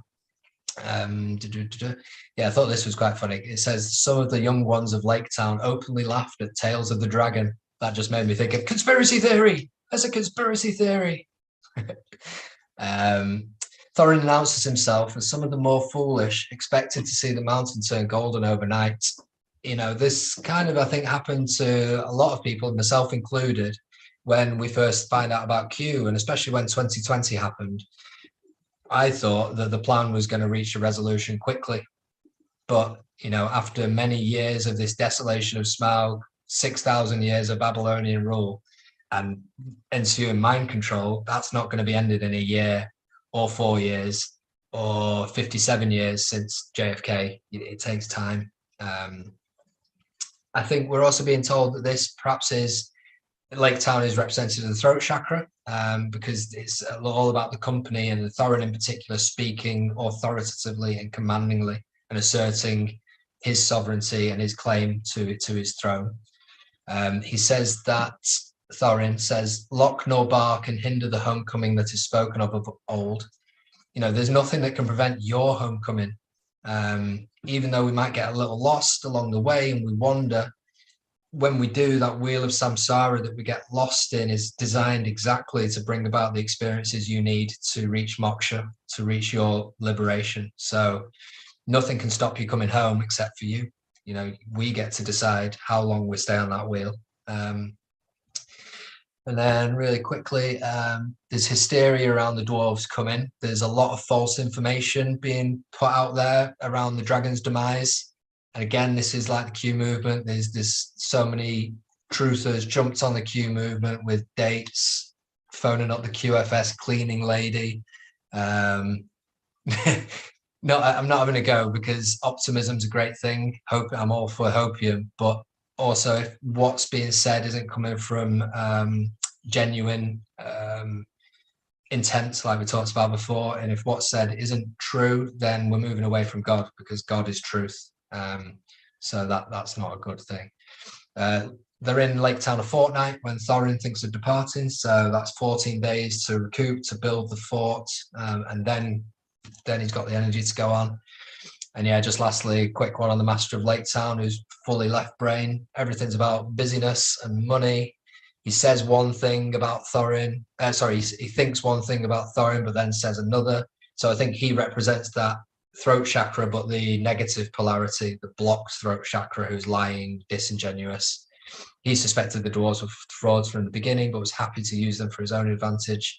Again, truth pundits who jumped on Q, even if they thought it was false, to gain subscribers, followers, all that. So that's pretty much everything I've got. So yeah, pass it on to you guys. Thanks for listening. That was brilliant. That was absolutely brilliant. I just want to pick up on a few things you said there. When you said Bilbo, he could only see beyond a certain point by using maps. Well, the stars are maps as well, aren't they? So the stars come in there again, and the fairy tales. There's a couple of things that you said that I picked up on that actually relate to the Nine Veils thing as well, that I keep mentioning. The fairy tales, when you can see past the sixth veil, you know that the fairy tales were never really fairy tales. They're truth. And the bit about your head's being full of either the dragons or the mountain, I mean, that's just, yeah, oh, that's a brilliant, because I just love the way you decode everything, because we're all so different at the way we do it. So rather than all of us saying the same thing, it complements each other, doesn't it? And that's just perfect. And the apples, when I was going through the book, the chapter, and I got to the bit about the apples, and I thought, I'll leave that for Aragorn to decode, because he will do it perfectly. And you did. I'll just go through my Do you mind, Eugene, if I do my notes first, or do you want to go first? No, I don't really have much, but I was going to say that for the apples, I wasn't sure, so I wanted to let someone else say it first. Well, I knew Aragorn would get that perfect, so left that to him. Was it? I think the bit about was something else that was relating to the Nine Vales, but never mind. Come back to that. I put about the title, The Warm Welcome, and I mentioned before about the word warm. It could be we-arm, it could be heat, it could be friendliness. It could also be the foreshadowing of Smaug when he destroys the Laketown by fire. And it's also a rare surname, and it's connected to other names, which is connected to other names such as Beard and Bear as surnames as well. And the word welcome is from the Old English word wilcuma, which means welcome guest. And that's literally one whose coming suits another's will or wish, from the word willa, which means pleasure, desire, or choice. So the title of this chapter is perfect because not all pleasures, desires, and choices are born of virtue.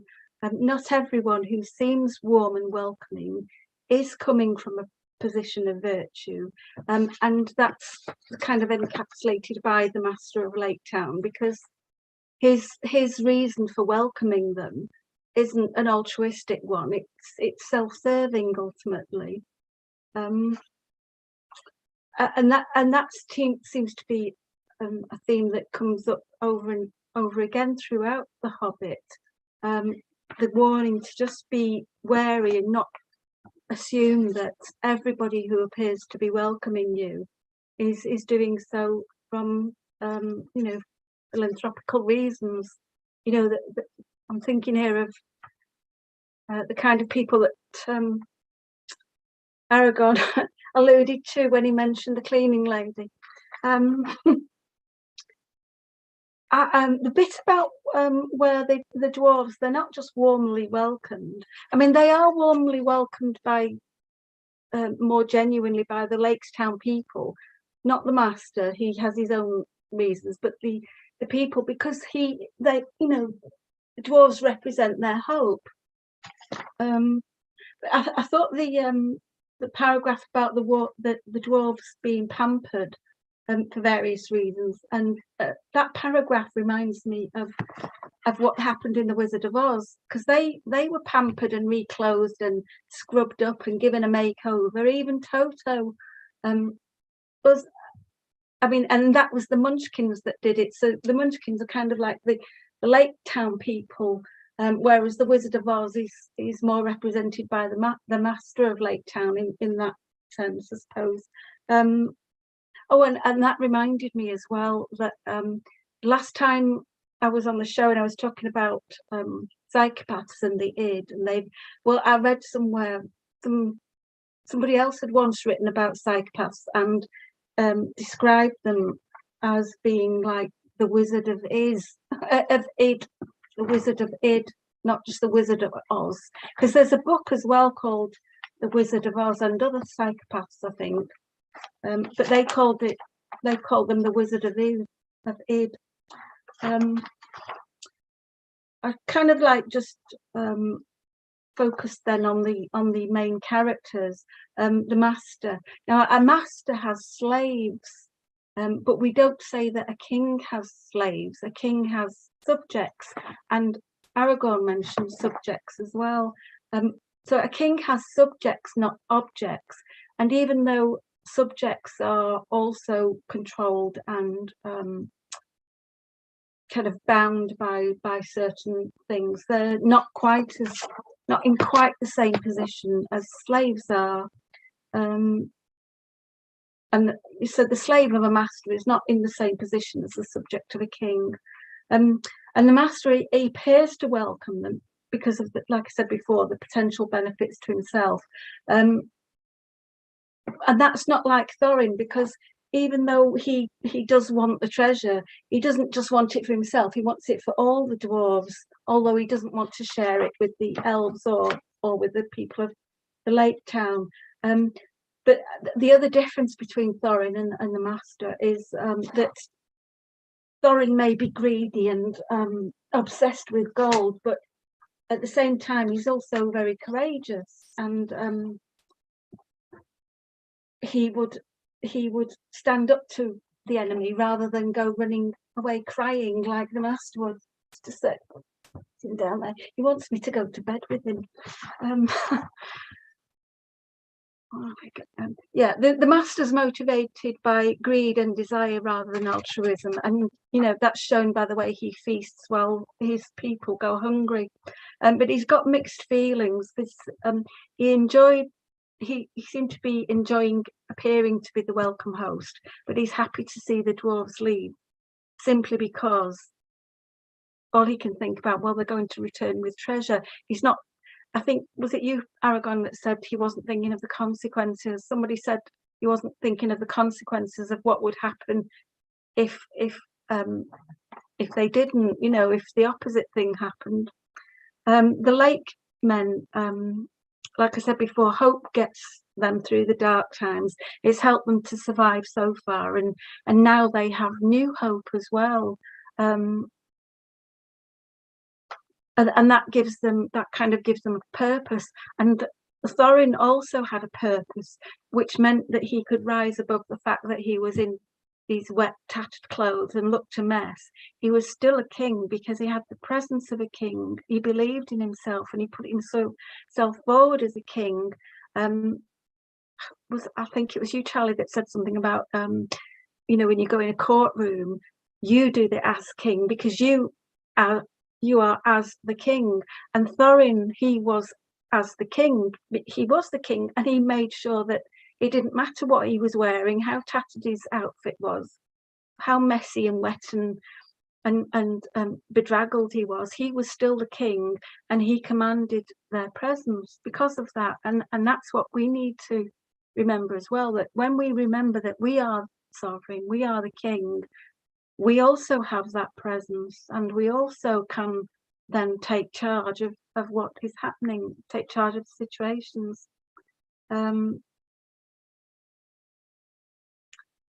However, with Thorin, his lack of gratitude, again to Bilbo, because he's had this lack of gratitude throughout the story so far,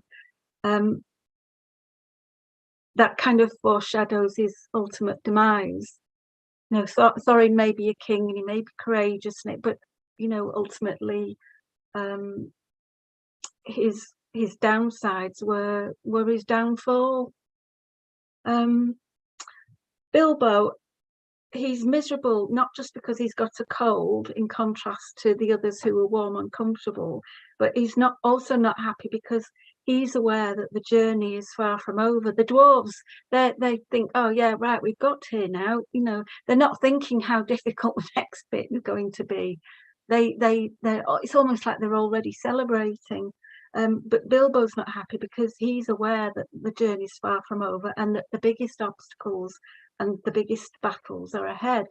When you're climbing that mountain, it doesn't get easier; it gets harder as you reach for the summit. He also probably doesn't like that everything now seems to revolve around the desire and the obsession with wealth. He's not comfortable with that, and that's contributing towards his misery. And as I said before about, actions don't always speak louder than words. And it was Aristotle that said it's the intent and motivation behind actions that really matter. And the analogy for that in here was when Bilbo gets cross with Thorin after releasing him from the barrel. The intent behind the action of putting them in the barrels was virtuous, even though they ended up battered and bruised. A bit about Philly and Killy, because they're important. Oh yes, Philly and Killy are mentioned, like Thorin, are mentioned a lot in this chapter, far more than they've ever been before. The other dwarves are mentioned once each by name, I think, but Philly and Killy are mentioned several times, at least half a dozen, I think. So there's a focus on them as well. And although they're the youngest and therefore they're apparently better able to cope with the discomfort, they are also extremely loyal and hugely courageous, and they are less enchanted by the treasure and the greed. Now, I'm not saying that's to do with their age, but it's significant, isn't it, that they are, along with Thorin, the only two that were killed because they were perhaps taking that step further than the other dwarves, that their courage, went ahead of the rest of the dwarves. It didn't matter that, it was because it wasn't because they were younger, particularly. Yeah, the dwarves and the men, they're happy. Bilbo isn't. The dwarves enjoy being pampered, and they think they're almost there. And the men, the Laketown people, are happy that their wealth will return. And neither of those two groups are thinking beyond that.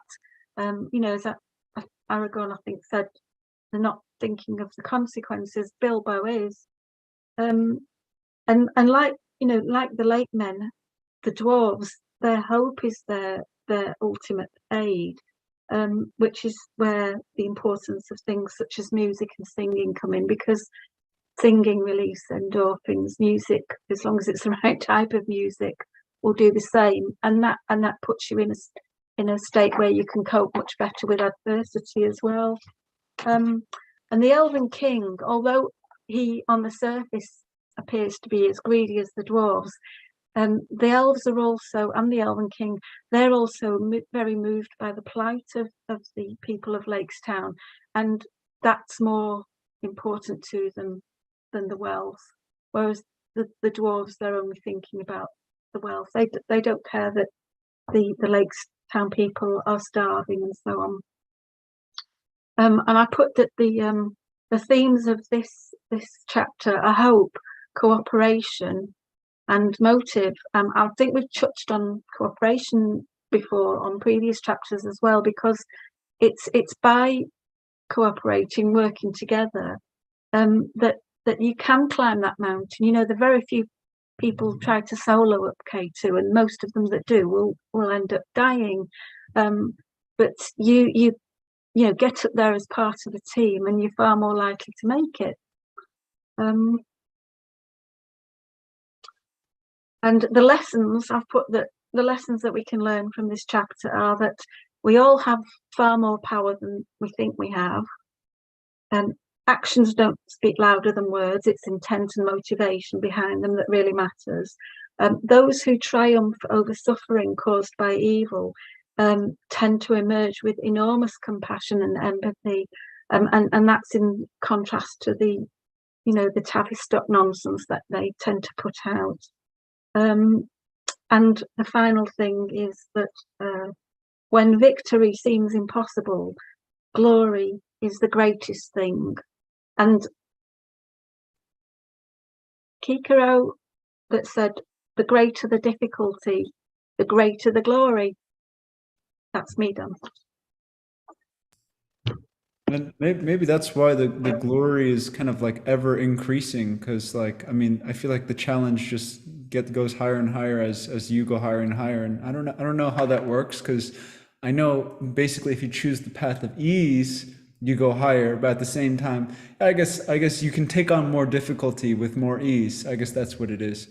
But you touched on a point where Thorn, he's kind of greedy, but he does care for his own. So I think that's kind of interesting. I think that also ties in with, I don't know how to tie this together, but in some sense it's like, if you look at them as different races, it's like, again, we're just different, different parts of the same team. So I feel like that goes way over our heads a lot of the times. And I've been talking to like some of my friends recently, just like my old friends who think QAnon is like a psyop and all this stuff, and it's like how do I like tell them that maybe potentially I could be wrong, but at the same time maybe they're in cognitive dissonance. You know what I mean? How do you convey that and say, really it's a togetherness, right? Like the more we just keep focusing on like this polarity thing and saying that, oh, just because our beliefs are different means that, you know, we can't like converse and communicate. I don't think that's right, you know? So I think that's also being conveyed in this chapter too. It's like setting aside differences, and then setting aside differences gets you further. Like I remember hearing something like, if you want to go fast, like go by yourself, but if you want to go far, go as a team. So it's like that kind of a thing. So like, yeah, just being more constructive, and then again, just the whole setting aside the I, because when you set aside the I, it allows for like, you know, working with others, listening, communication, and ultimately just going further in the journey. So yeah, that's pretty much all I had to say on this chapter. You can offer them a hand. You can reach your hand down, offer it to them, but they can choose not to take it, can't they? And if they do that, then you know you can't force them. You're just on a different rung of the ladder, or you've just pulled back an extra veil than they have. Are we unmuted now there? Yeah. So just speaking quickly, what Eugene was just saying is that Eugene was just wondering, hypothesizing about the path of ease and flow, and therefore why would there be greater challenges? As you rise, you do not come to see things as challenges. You see them as opportunities, which is why you rise. Because the only way to rise is to realize that you're the overlord. You are over, not under.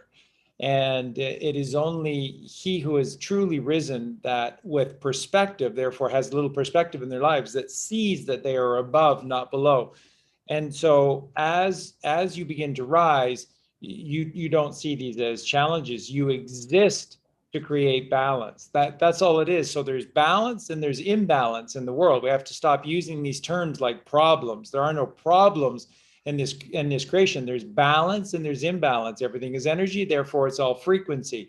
So as you continue to rise, your job, who you are, is to create balance. It's the only way to rise. And where are we headed? DI, God, DI. And what is DI? Perfect balance.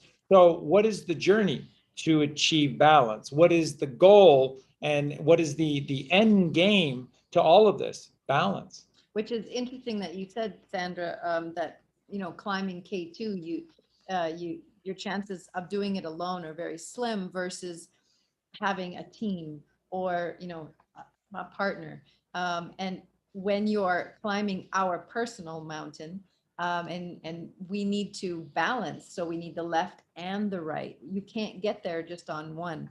So you need to be in that perfect balance in order to get to the very top. So it makes perfect sense, doesn't it? And what Charlie was just saying then about challenges and problems, I know that you know, in the past I used to get bogged down with thinking, oh, it's, you know, it's not fair, everything's gone wrong for me in my life. And you know, you get to a point where you get over that, and you start to, every time an obstacle arises, you start to think, right, this isn't a problem, you know, I'm going to enjoy it. Because you can choose to do that. And this legal problem that I've been sorting out for somebody recently, I actually said to them the other day, you know, like, when this gets so far, instead of being afraid, you know, and feeling that, you know, you're up against the legal system and they're qualified and you're not, and they're going to wipe the floor with you. No, that's not going to happen. You're in charge. And you know what? Instead of seeing it as something to fear, enjoy it. Enjoy it, because it's all a game anyway. It's a great way of looking at it. And that leads you to hope. Okay, so there were so many incredible things, Aaron, that both Eugene and Sandra said it to you, and all. We will echo it to you as well. Sandra was doing genius earlier, and then you followed up with your own genius, and genius is contagious. So thank you very, very much. And genius is right there. And Eugenius is right there. So thank you very much. That was a brilliant decode. I really, really enjoyed every aspect to that. Thank you so much, brother.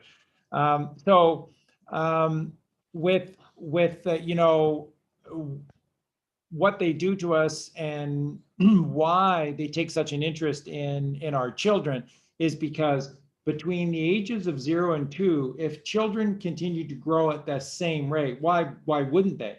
Why wouldn't they? You've all just been fed lies, and so you just think, well, our children grow, really rapidly, but that's only because, well, I don't know really, but that's just because. And then we slow down. No, you slow down because the poisoning begins to take effect upon you, and you're literally, by the age of 2, you're now more dying than you are living, and so this process really becomes retarded. And really you could say detarded. So between 0 and 2, if we were to continue growing at that, we'd be tall as telephone poles. If you saw someone today as tall as a telephone pole, what would you call them? A giant. A giant. So when you drain the swamp, when you rise to the headwaters of the river, which is where the Fountain of Youth is, then love it. Then you've risen and you won the game, and you're a giant. You're a giant of the mind. You're a legend in their minds, and you're a giant of physical stature as well. So that's why you had trees that reached to heaven, because we were giants of our mind. And we were able to climb the highest reaches, and the highest reach there is to heaven. So that's why they do what they do. Then there was the point brought up about the word welcome and what welcome means, and it comes out of the German willkommen, or the Proto-European willkommen, and if you go all the way back to Sanskrit with the root of willkommen, it is to greet the wanderer.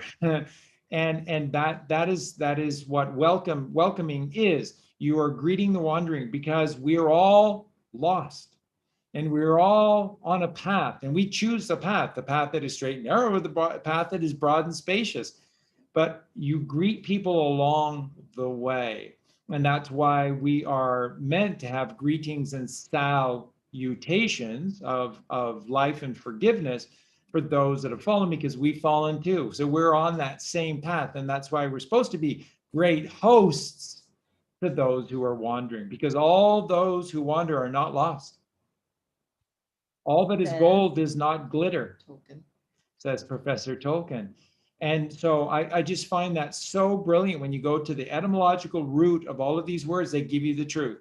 And the truth of he who welcomes is he who has wisdom to know that this is a fellow traveler on the journey back to God. Where have we fallen? Out of heaven. Where have we fallen to? Hell upon earth. Where do we need to get back to and create? Heaven upon earth. And that's why we welcome with greetings and salutations. We don't have time to get into the decoding of those 2 words, but they tell you everything. Greet in G, and salute. Anyways, another show. So I wanted to bring those up. And also the mayor was known as the master, and you're going to love this, which is why I think Peter Jackson cast Stephen Fry. Now, I know a lot of you probably like Stephen Fry. And I have nothing particularly against Stephen Fry unless I find out a little bit more about him, and then perhaps I will. But I'll tell you something about Stephen Fry. A lot of people call, within the movie industry, they call Stephen Fry the smartest man to ever have existed, or the smartest person in the world. A lot of people say with Stephen Fry. And I've listened to a number of things from Stephen Fry, and none of them are the truth. So he speaks beautifully. He has such knowledge. He can remember so many things. He can speak so well on so many different topics. It's like a gift. He's a genius. And how many things he remembers? None of it is the truth. I have never once heard Stephen Fry complete anything that he's talking about that is the truth. So Stephen Fry is the master, and this is true. I don't mean to pick on Stephen Fry, but it is the truth. He is the master of the left brain. And I would love one day to pit Stephen Fry up against Jesus Christ. And I think that you would see in plain sight what I'm referring to, because Christ would be far more concise and he would be right about everything. And Stephen Fry is very eloquent, and he's very wrong about everything. And so isn't it interesting that he would be the master chosen by Peter Jackson, play the master of Laketown. Why is he called the master and not the mayor? If you do the etymological root about the mayor, is the mayor, once again, is like a champion. So it's a mushroom with the big mushroom head, the cap head, which is full of champignone, which is the head of wisdom. Your head is so full of wisdom. So he's not the mayor, he's the master. And the master is what we all are supposed to become. We're supposed to become the master. We're supposed to go from the apprentice to the master. But what they've turned the master into is, like Sandra said, somebody that has slaves, somebody that has power but offers nothing in return. It's just a one-way trick. But a true master is he who wandered as the apprentice only to come home and to know the Akashic records that Aragorn was referring to. And then this is the master of all things. He's the master of trades. And this is a master of money. And money is not even real. And so he's not even real. And so you see this perversion. That's why Tolkien called him the master of Laketown and not the mayor, because he's not worthy of being called a mayor. He is a fake master. And he does have slaves. And he absolutely does. Keith on the chat says that he says God is a maniac, so I think Jesus would easily win. So Lonely Mountain, Lonely 83, Mountain 107, 107, 17 is Q. Mountains are Q. Of course they are. Mountains are the activation of the O, so it's action, and that's what we have to be, is the mountain of this reality. You have to turn your O into the Q, and a Q is a mountain. And why would Tolkien call it the Lonely Mountain? Because that's 190. And 19, as you see, is to surrender. And dark to light, which is mirror is 91. And the mirror of surrender at 19 is the phoenix at 91. And what do you think the journey of this king, Thor and Oakenshield, Thor's hammer, the silver hammer, his journey is that of the phoenix. His journey is that. So not for nothing. And then Aaron beautifully talks about synchronicity all through the show. Aaron brings out, because Colleen and I have been talking about this, because today is Ash Wednesday. So this is the beginning of the 40 days, and they forget to tell you the 40 nights, the 40 days and the 40 nights of Jesus Christ in temptation in the desert, being tempted by Satan. This is Lent. Lent from Latin is lento, which is to slow down. It's a slowing down process of what? Take no thought for your life. Passover is life, because what passes over? The Grim Reaper. What does the Grim Reaper sell? Death. And So you no more keep buying, DE.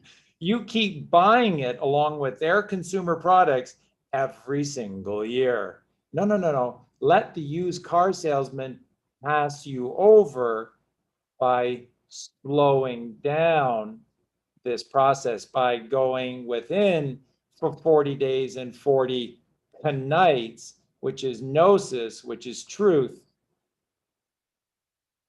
And that's the Ash Wednesday, Mercury, which Eugene can speak to. And this is the ashram. And that's why people go to an ashram. Why do people go to an ashram? People make pilgrimages from all colors and all countries and all continents to go to India, to go to these ashrams. Why are they going to an ashram? To slow down. Lent, to slow down. 40 days and 40 nights in an ashram. Because what's an ashram? That's the burnt offering to God. And you're a lamb that becomes the burnt ram, because where is a lamb and where is a ram?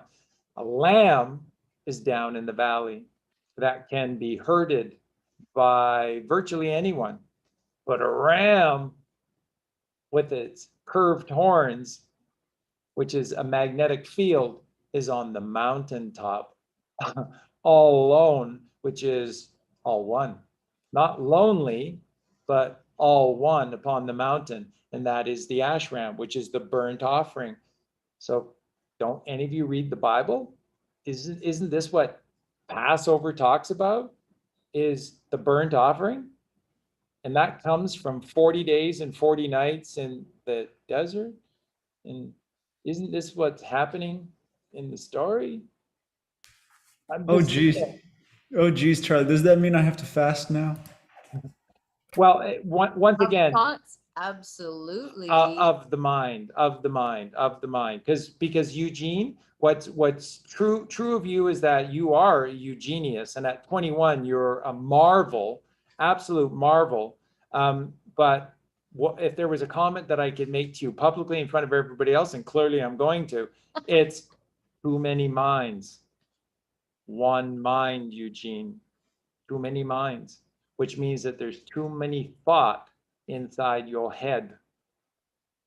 No thought, no mind, only God, which Aragorn referred to as the Akashic Records. And then you spend all of your days doing what we do, which is recoding the truth. You know, we're going to have to talk about that, because when you're saying that no thought, I'm the least speaker here. I speak the least. And it's not that, well, I do, I probably have less thought, but I have more feeling. So that there's a danger in that too, because, right, in feelings. So feelings must come from thoughts. That's right, but again, But I don't have what Jesus Christ powerfully teaches in the Bible is to not fear your feelings.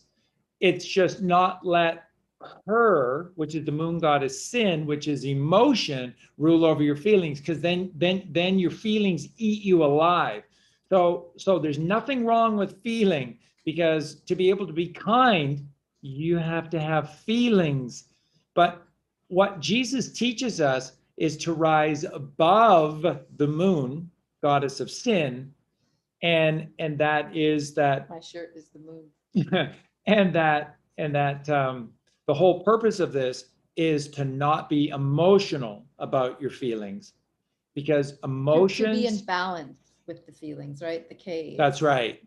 Which is here. You have to be here with your feelings, not here with your feelings. You have to be here with your feelings, because when emotion rules over your feelings become ingratiated in your 5 lower. So here's the end of the torso, and this is hell upon earth, and here is heaven upon earth. So intuition 6, telepathy 7, throat chakra 5, count down with me, 5, heart chakra 4, solar plexus 3, sacral plexus 2, muladhara root chakra 1.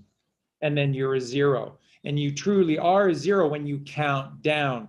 So you have to count up to get the 6 and the 7. And that's the whole point of feelings.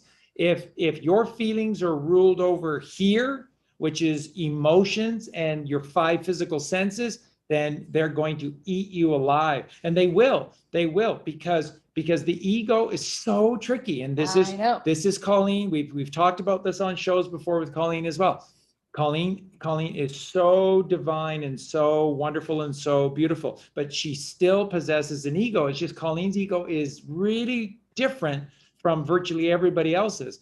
Her ego gets her through caring and compassion, and that's what we're supposed to be. That's why I always say to Colleen, she is the consummate mother. She truly is. But the road to hell is paved by good intentions that are broken acts. And that's the whole point, because from here to here, from here to here, anything and everything can happen. That's the problem. So in here it's perfect, but by the time you get to the hands of man, it's so polluted that it's now a broken act. Here it was perfect, there it's broken. But when you have beliefs versus knowing, so if I'm filled with beliefs versus knowing God's truth, then I am going to have a lot of problems with my emotions and feelings, and I won't be able to be in balance, and I won't be able to be clear, because everything is muddled in there with the beliefs versus Exactly. the So there's truth. no crystal clarity because there's no So pineal when gland. Eugene says, fasting, that's what I'm giving up for Lent, is this monster belief factory right here that has been ruling me all of my life. And it's been, it's what keeps me from balance. It's what keeps me. So it is tricky. And people will always say, oh, Colleen, you're just so good and you're so blah, blah, blah, blah, blah. But trust me, I just have a different way of the ego performing. So it's just as powerful. It can be just as powerful. But Yeah. I would like to say here, like Krishnamurti says, like in the moment of anger, it's not anger. It's like we put a word on it and then try to hold to it. So it almost seems like it's the holding of emotion. Like I remember, Sandra, we were talking about fear, that fear itself is not a bad thing, but it's when you hold to the fear, it becomes that cognitive dissonance, so to speak. And even in the word emotion is the motion of the E, the motion of the aether. So really, it seems like you move with it and then you let it go. You follow Gollum to the Mount of Doom, and then you just let him go and you throw him off the edge, because you see. And Krishnamurti said also something super interesting. He said that thought itself has to see its own futility. And I think that was the defining moment when like Frodo basically sees Gollum and sees that side to him and sees how that side takes him nowhere.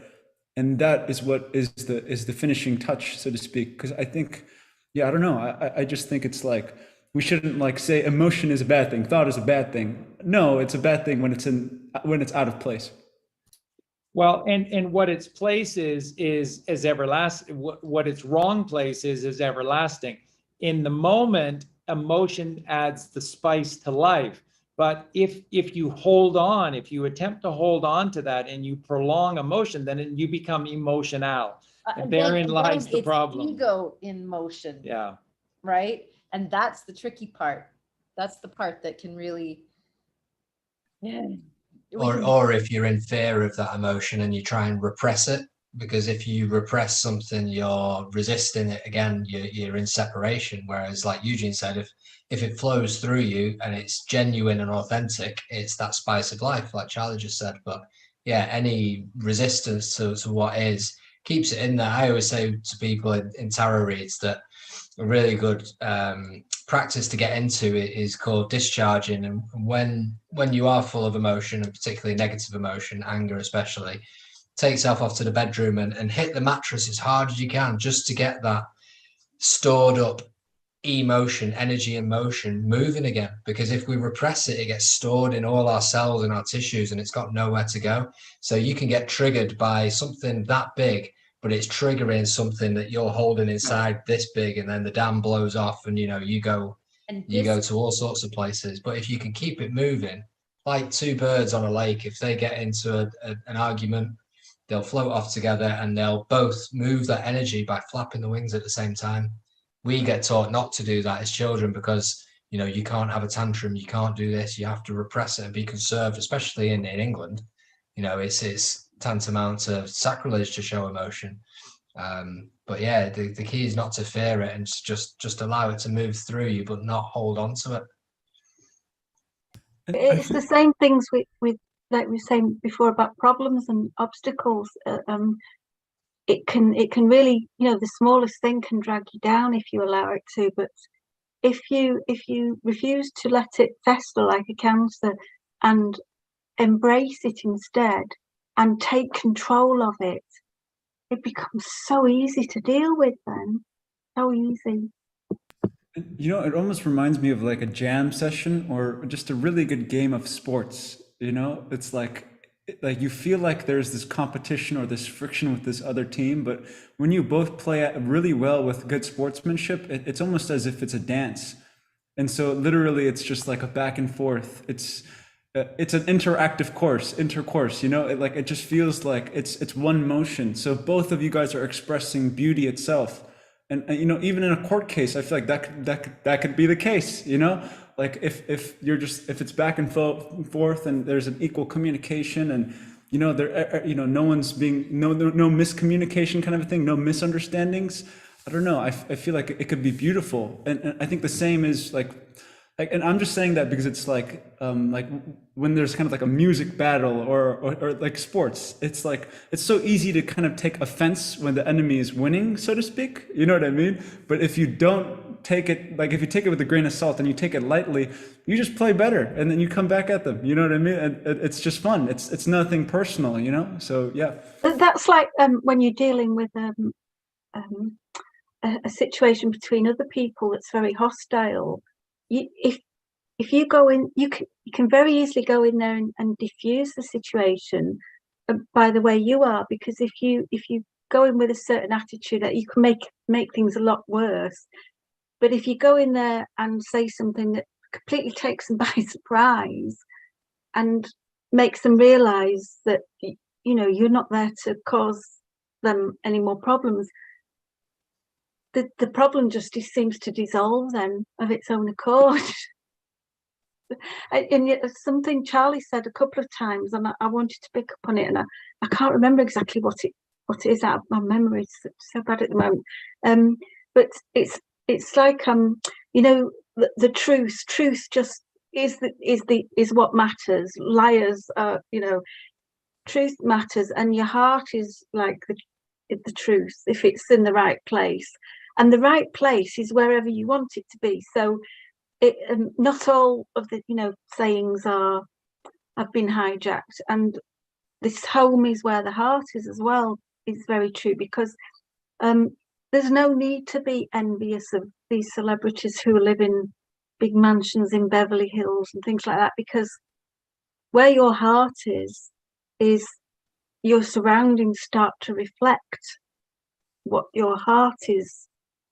So if you've got a good heart, everything around you begins to reflect that, and the people around you even reflect that as well, if they're of the same tribe, as it were. But you know, this is why you get all these like people who live in these false places, like you know, like Monaco, just for example. I'm sure there's very nice people live in Monaco, but you know, you get a lot of people who go and live there because they don't want to pay taxes and things like that. And it must be, I always think, actually, you know, on the surface it looks very glossy and very glamorous, but I bet the vibes are really low. I bet they are, because they will reflect the people there, won't they? Sandra, it's incredible. We talked about the synchronicity on the show and when we're all together. It's incredible that you bring that point up. And it's what was referred to earlier when we were talking about Alan Parsons, the Alan Parsons Project, and the album, The Turn of a Friendly Card. At that time, which was around 1980, Eric Wolfson and Alan Parsons, because they were very, very close friends, and their wives were very, very close friends as well. They moved as two couples. They moved together to Monaco because they had to, because living in Britain, suddenly they had a little bit of money, and they were paying over 90% in income tax to this government that they knew were demons. I mean, that's what they wrote about. So they knew that they were demons. So they refused to do that. So what Alan Parsons and Eric Wolfson did is they moved to Monaco. And so in Monaco, you're almost forced in a way to go into these casinos because they dominate the landscape in Monaco. And they're all down on the coast, they're low in Monaco. And then there's the winding roads that take you up into the mountainsides, which are very beautiful and pristine and give you this great perspective of the Mediterranean. But down in the belly of the beast are all these casinos. And so Eric Wolfson in particular ended up spending a lot of time there. And what Alan Parsons described is that Eric Wolfson would get himself, when he would play at these various games, he would get himself into these situations where what he allotted himself to lose, he would basically have everything on the line, or he was, you know, literally down to nothing. And then he was constantly looking for this eucatastrophal moment to occur where he would win it all back. And Eric Wolfson went there. That's kind of what game he liked to play, is to see if he could resurrect the eucatastrophe. But what they both talked about is watching and observing and becoming the lighthouse of this world and the observer of this world. And they observe people going into these casinos. And that is where the album, The Turn of a Friendly Card, comes from. And every single song that's on that album is an exercise in humanity, and where people fall to, and therefore what the answers are. And that's why in that beautiful suite of songs, there's five songs pieced together on side 2 of the record, which is a suite, and a Turn of a Friendly Card suite. It gets to the lowest point, which is you've got nothing left to lose. You've got nothing left to lose. And then the eucatastrophe, which is the wisdom of knowing that if your world depends on the turn of a friendly card, you have nothing. But when you realize you've already won the game because you're a co-owner in all that is, then you never needed enter their temple. And that's what they describe these casinos as. And that's why if you look at these grand casinos, they all have the 2 pillars on either side when you enter, because you're entering into their temple, which is their diseased brain. And there's no way out. Do you ever notice that when you go into a casino, they make it really labyrinthful or labyrinth-like, so that you can't find your way out. All you do is you find yourself to another game, another table, and another way to lose yourself. That's like a department store, isn't it? No, a big department store. You go in, you can't find your way out again, because they want you to go through every section and buy things. Or an amusement park, right? Which is basically another form of religion. So that's just hilarious. And I wanted to share with you guys, and I think maybe we could sum it up with illusion, right? Because illusion, the Proto-Indo-European is in, and then to ludere, so it's to play. So, you know, I feel like so much of the life is just focus on like have fun, like you guys were saying earlier, like it's like just enjoy it. And again, like whenever I wouldn't play well in sports was when I was battling with myself, my own emotions. But when I could just like let go of that, that's when I could have fun, you know? And I don't know. But anyway, so the illusion is just an appearance, right? It's not real. And literally appearance comes to mere show. It's just a show, guys, you know? And so you go to Latin theater or theatrum, right? Theater in Latin is theatrum, it's a playhouse. So I think we're in a one big giant playhouse, you know? And it reminds me of the Canadians with the bouncy castle. It's like, that's how you win the game, you know? You just have fun. Well, Shakespeare said, didn't he? All the world's a stage and we're all just players. Yeah, the illusion isn't a negative thing. It's a beautiful thing, and it's here for us to get lost in, so that we can find ourselves again. You know, I like what Alan Watts said when he said, "God, the one, the eternal, plays hide and seek with itself. It goes as far out as it can to forget that it's the ultimate, in order to wake up again and go, wow, that was pretty far out. Wow, let's see how far out I can go next time." Just to come back again. And then there's that one kid that forgets to seek, so that the kids just stay hiding. You know what I'm talking about? Yep. And so at our born days, again, everything is a circadian rhythm. So on our born days, we have a circadian rhythm that occurs once every year for the day that you're born. So you never need remember the physical day. Your body already has done it for you. Your mind has already done it for you. And on those born days, you're supposed to have stillness and silence and oneness. And you're gifted this incredible ability on your born day to be incredibly still and silent, so you can convene with God on those days, because you're just gifted incredible still. So what has society turned Ugh. born days You into. think about it, you're gonna get a call from just about everybody that cares about you. And so you're constantly either on the phone or then there's a huge party. And then, I mean, the last thing you're gonna do is go inside until, well, unless you're, inebriated and you just have to lay down and then maybe at that point you fall asleep. That's right. And so music will soothe the savage soul if you're in alignment or frequency to that one verse, that one song. But then they've got you playing musical chairs where a chair disappears every round. And so there are fewer chairs and fewer kids. The kids just suddenly disappear because there's no place to sit down. And then it's competition, it's divide and conquer, it's worry on your born day of stillness and silence with God. And here you are eating fake sugar, having these incredible sugar highs, and then playing games about doubt, confusion, worry, scarcity, and divide and conquer, enemies instead of friends. So this year, let's try just going in and just kind of shutting everything off on your born day. Once again, if Charlie is once again telling us the truth, it's always provable. So start preparing for this. When is your born day? And see what happens if you can be still and silent. But this is like what I said about Colleen earlier, which is what gets Colleen into trouble is because she cares so much.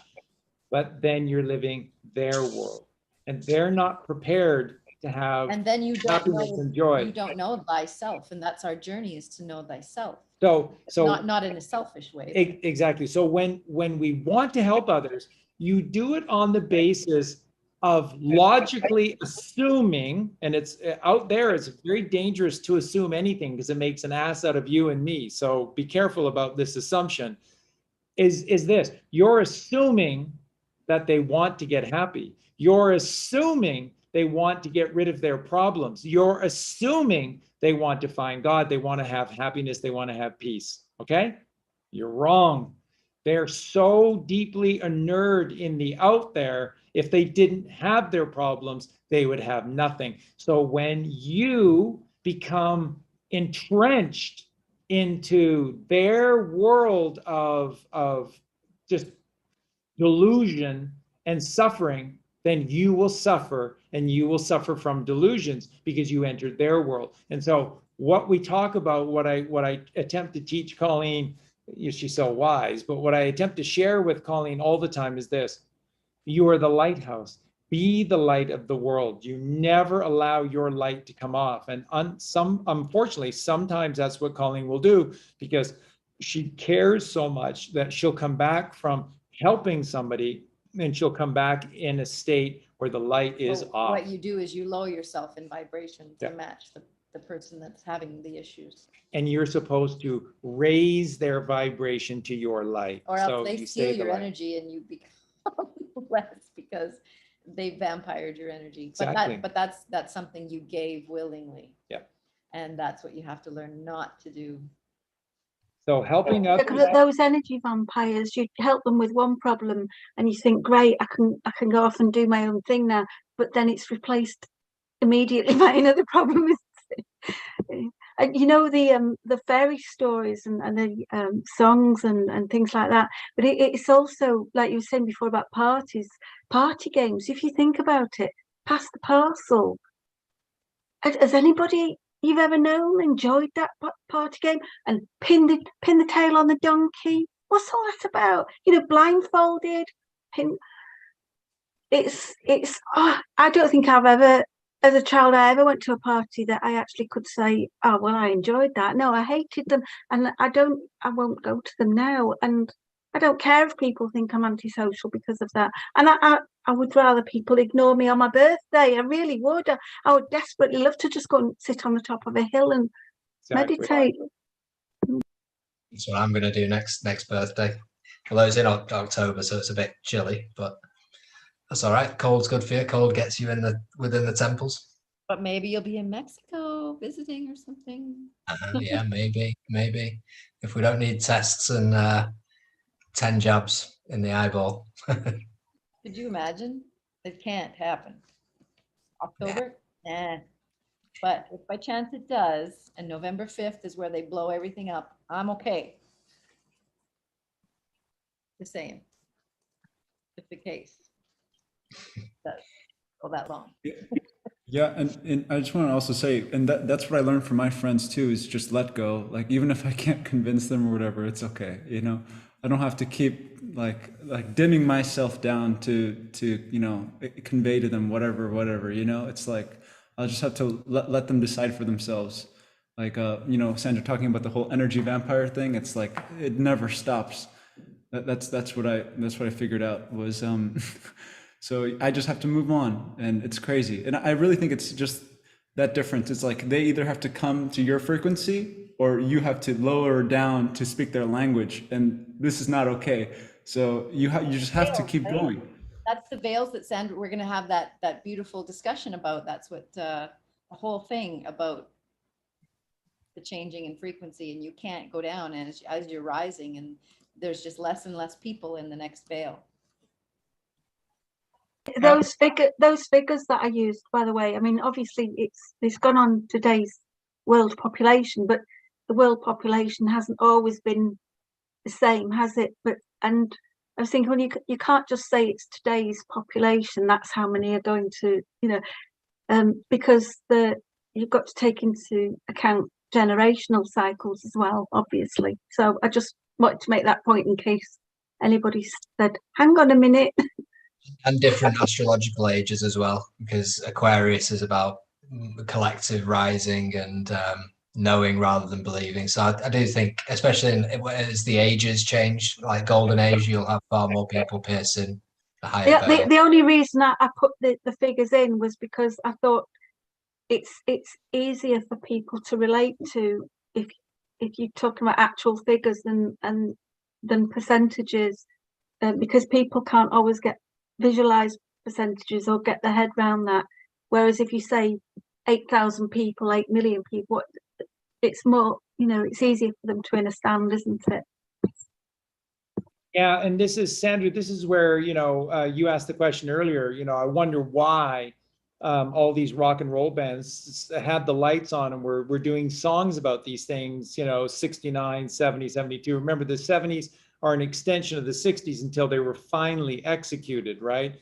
Killed, because the movement was so strong and so powerful. But again, it really starts with rock and roll and the beginning of the roll the rock. So with Elvis and Chuck Berry and Carl Perkins and Buddy Holly, it opened young men and women's minds that anything was possible.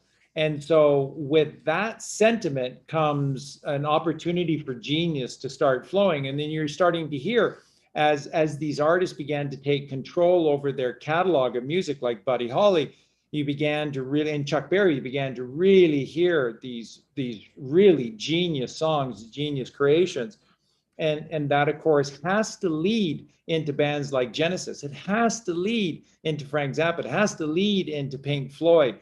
There have to be bands like this that come along and take this to another level. And I'm just wondering when Aragorn was going to come back, because I was going to address this next point directly. He'll probably come back now hearing you. Okay. Directly to this point, but there's a very mystical place in England, and it's almost just completely forgotten now. It used to be a big deal. In fact, Newton, the little town of Newton, used to be a huge sort of tourist site, and they had hotels and pubs and whatever else, because Newton is under Roseberry topping. And so there is a place in the north and the east of England that faces east. It is an easterly facing hill, and it's called Roseberry Topping, and the town is called Newton under Roseberry Topping. And it is a magical place, and it is used in so many poems. It's used in so many songs. It's featured in the America song, the title to their third album, Patrick, which is a brilliant album. Didn't sell tons because the record label inexplicably wouldn't support them after they had two monster albums with their first album, which is honorably titled Horse with No Name. It was self-titled, but Horse with No Name, because all their albums start with the letter H. And then the second album was Homecoming, and the third album was Hat Trick. And that third album is so alchemical and is so brilliant that the record label didn't want to get behind it. Plus, they had in their contract that because they self-produced their third album, Hat Trick, and that the deal with the record company was that if it didn't sell 1 million copies, then they would never be allowed to self-produce their records again. And so the record label did everything in its power to not allow that album to become a huge hit. And certain songs that should have been released as singles weren't, and certain songs that shouldn't have been were. And so they worked against them. But in the title song on that album as well was so much poetry within the ancient lore. So many use Newton under roseberry topping. And so I was just thinking that for feeling for Aragorn's next born day, it should be this little pilgrimage to Newton under roseberry topping. And that's why it's called roseberry, because the berry of the rose is the fruition of the mother, the flower within you, the flower of life, or the tree of life within you. And that's what people did. They all talked about roseberry topping as a magical place where you felt close to God. And there are books written about it. There are poems written about it, songs written about it. Either of you heard of it? Sandra and Aragorn? Oh, you're muted, Sandra. There's a lot of places in England called Newton, but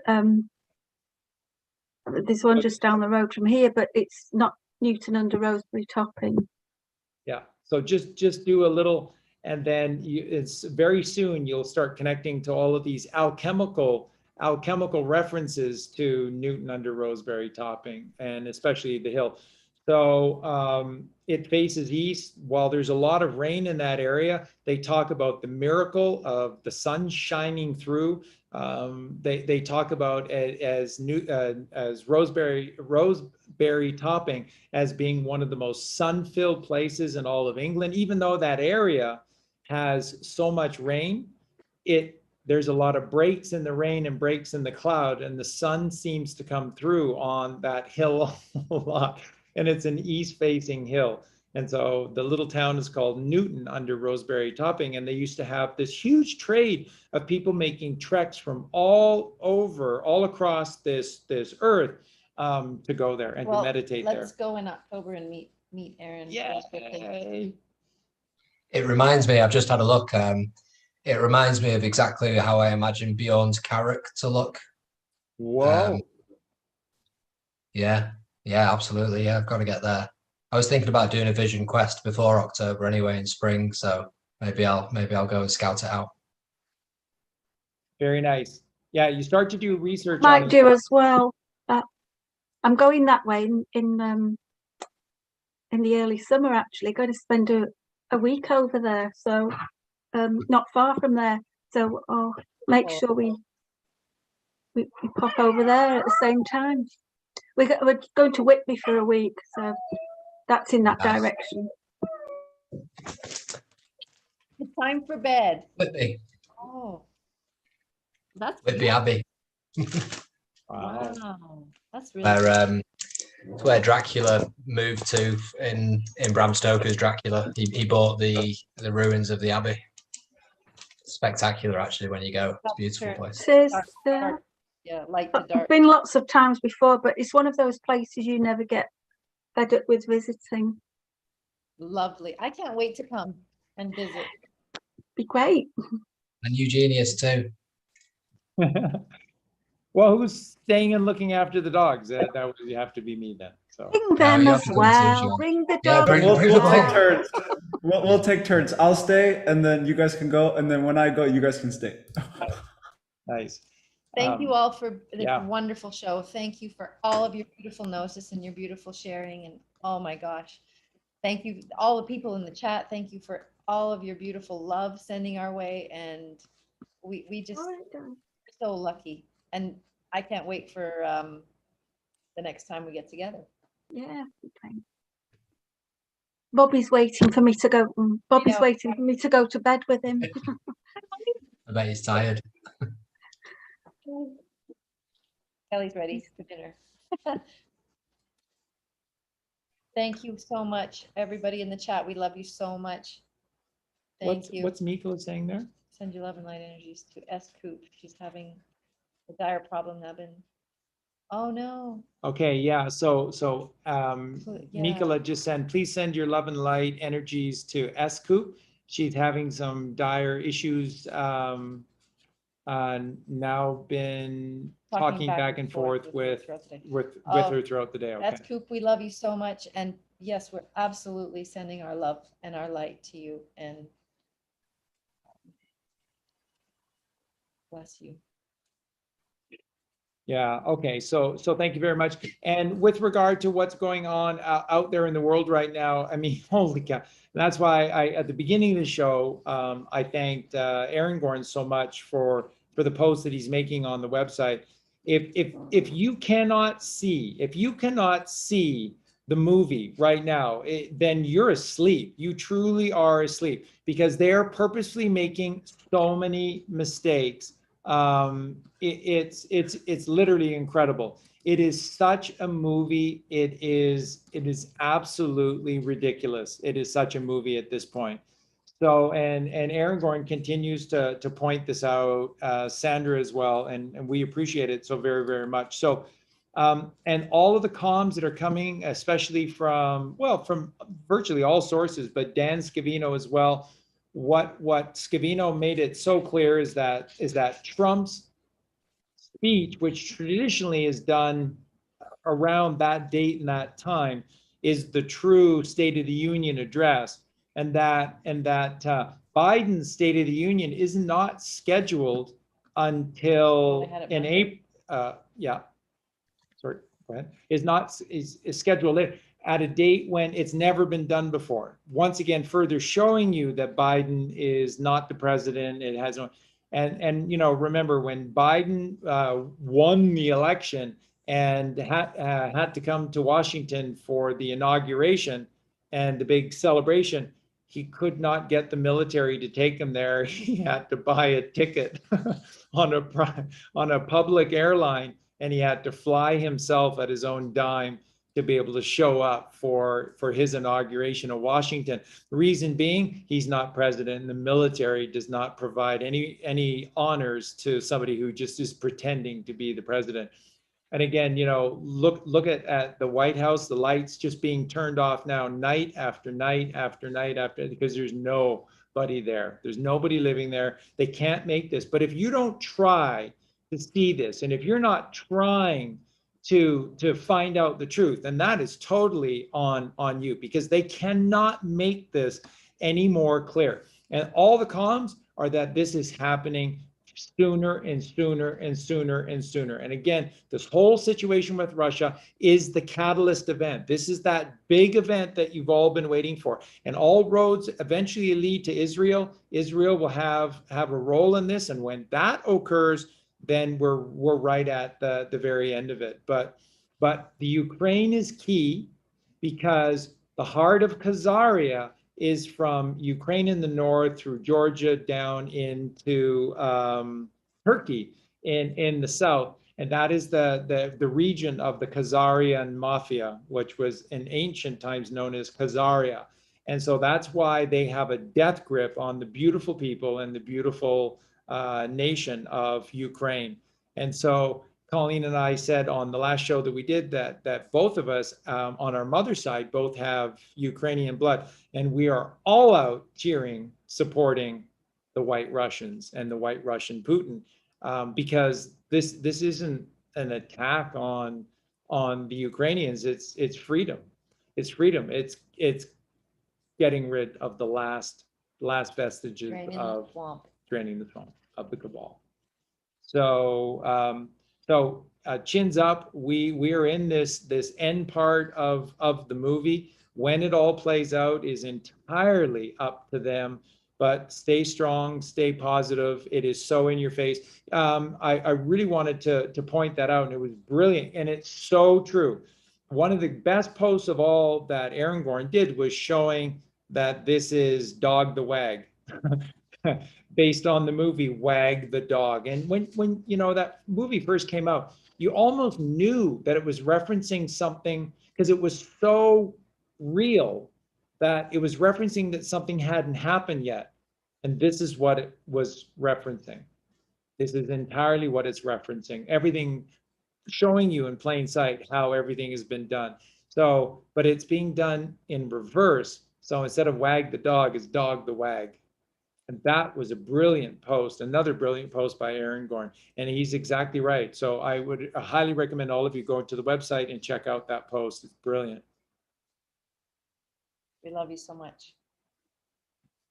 Hold the line. Hold the line, everyone. See you Friday And night. we'll see you Friday night. It's going to be an amazing show. Yep. Love you guys. Thanks, Love you everyone. guys. Thank you. Thank you. A warm welcome and a warm goodbye.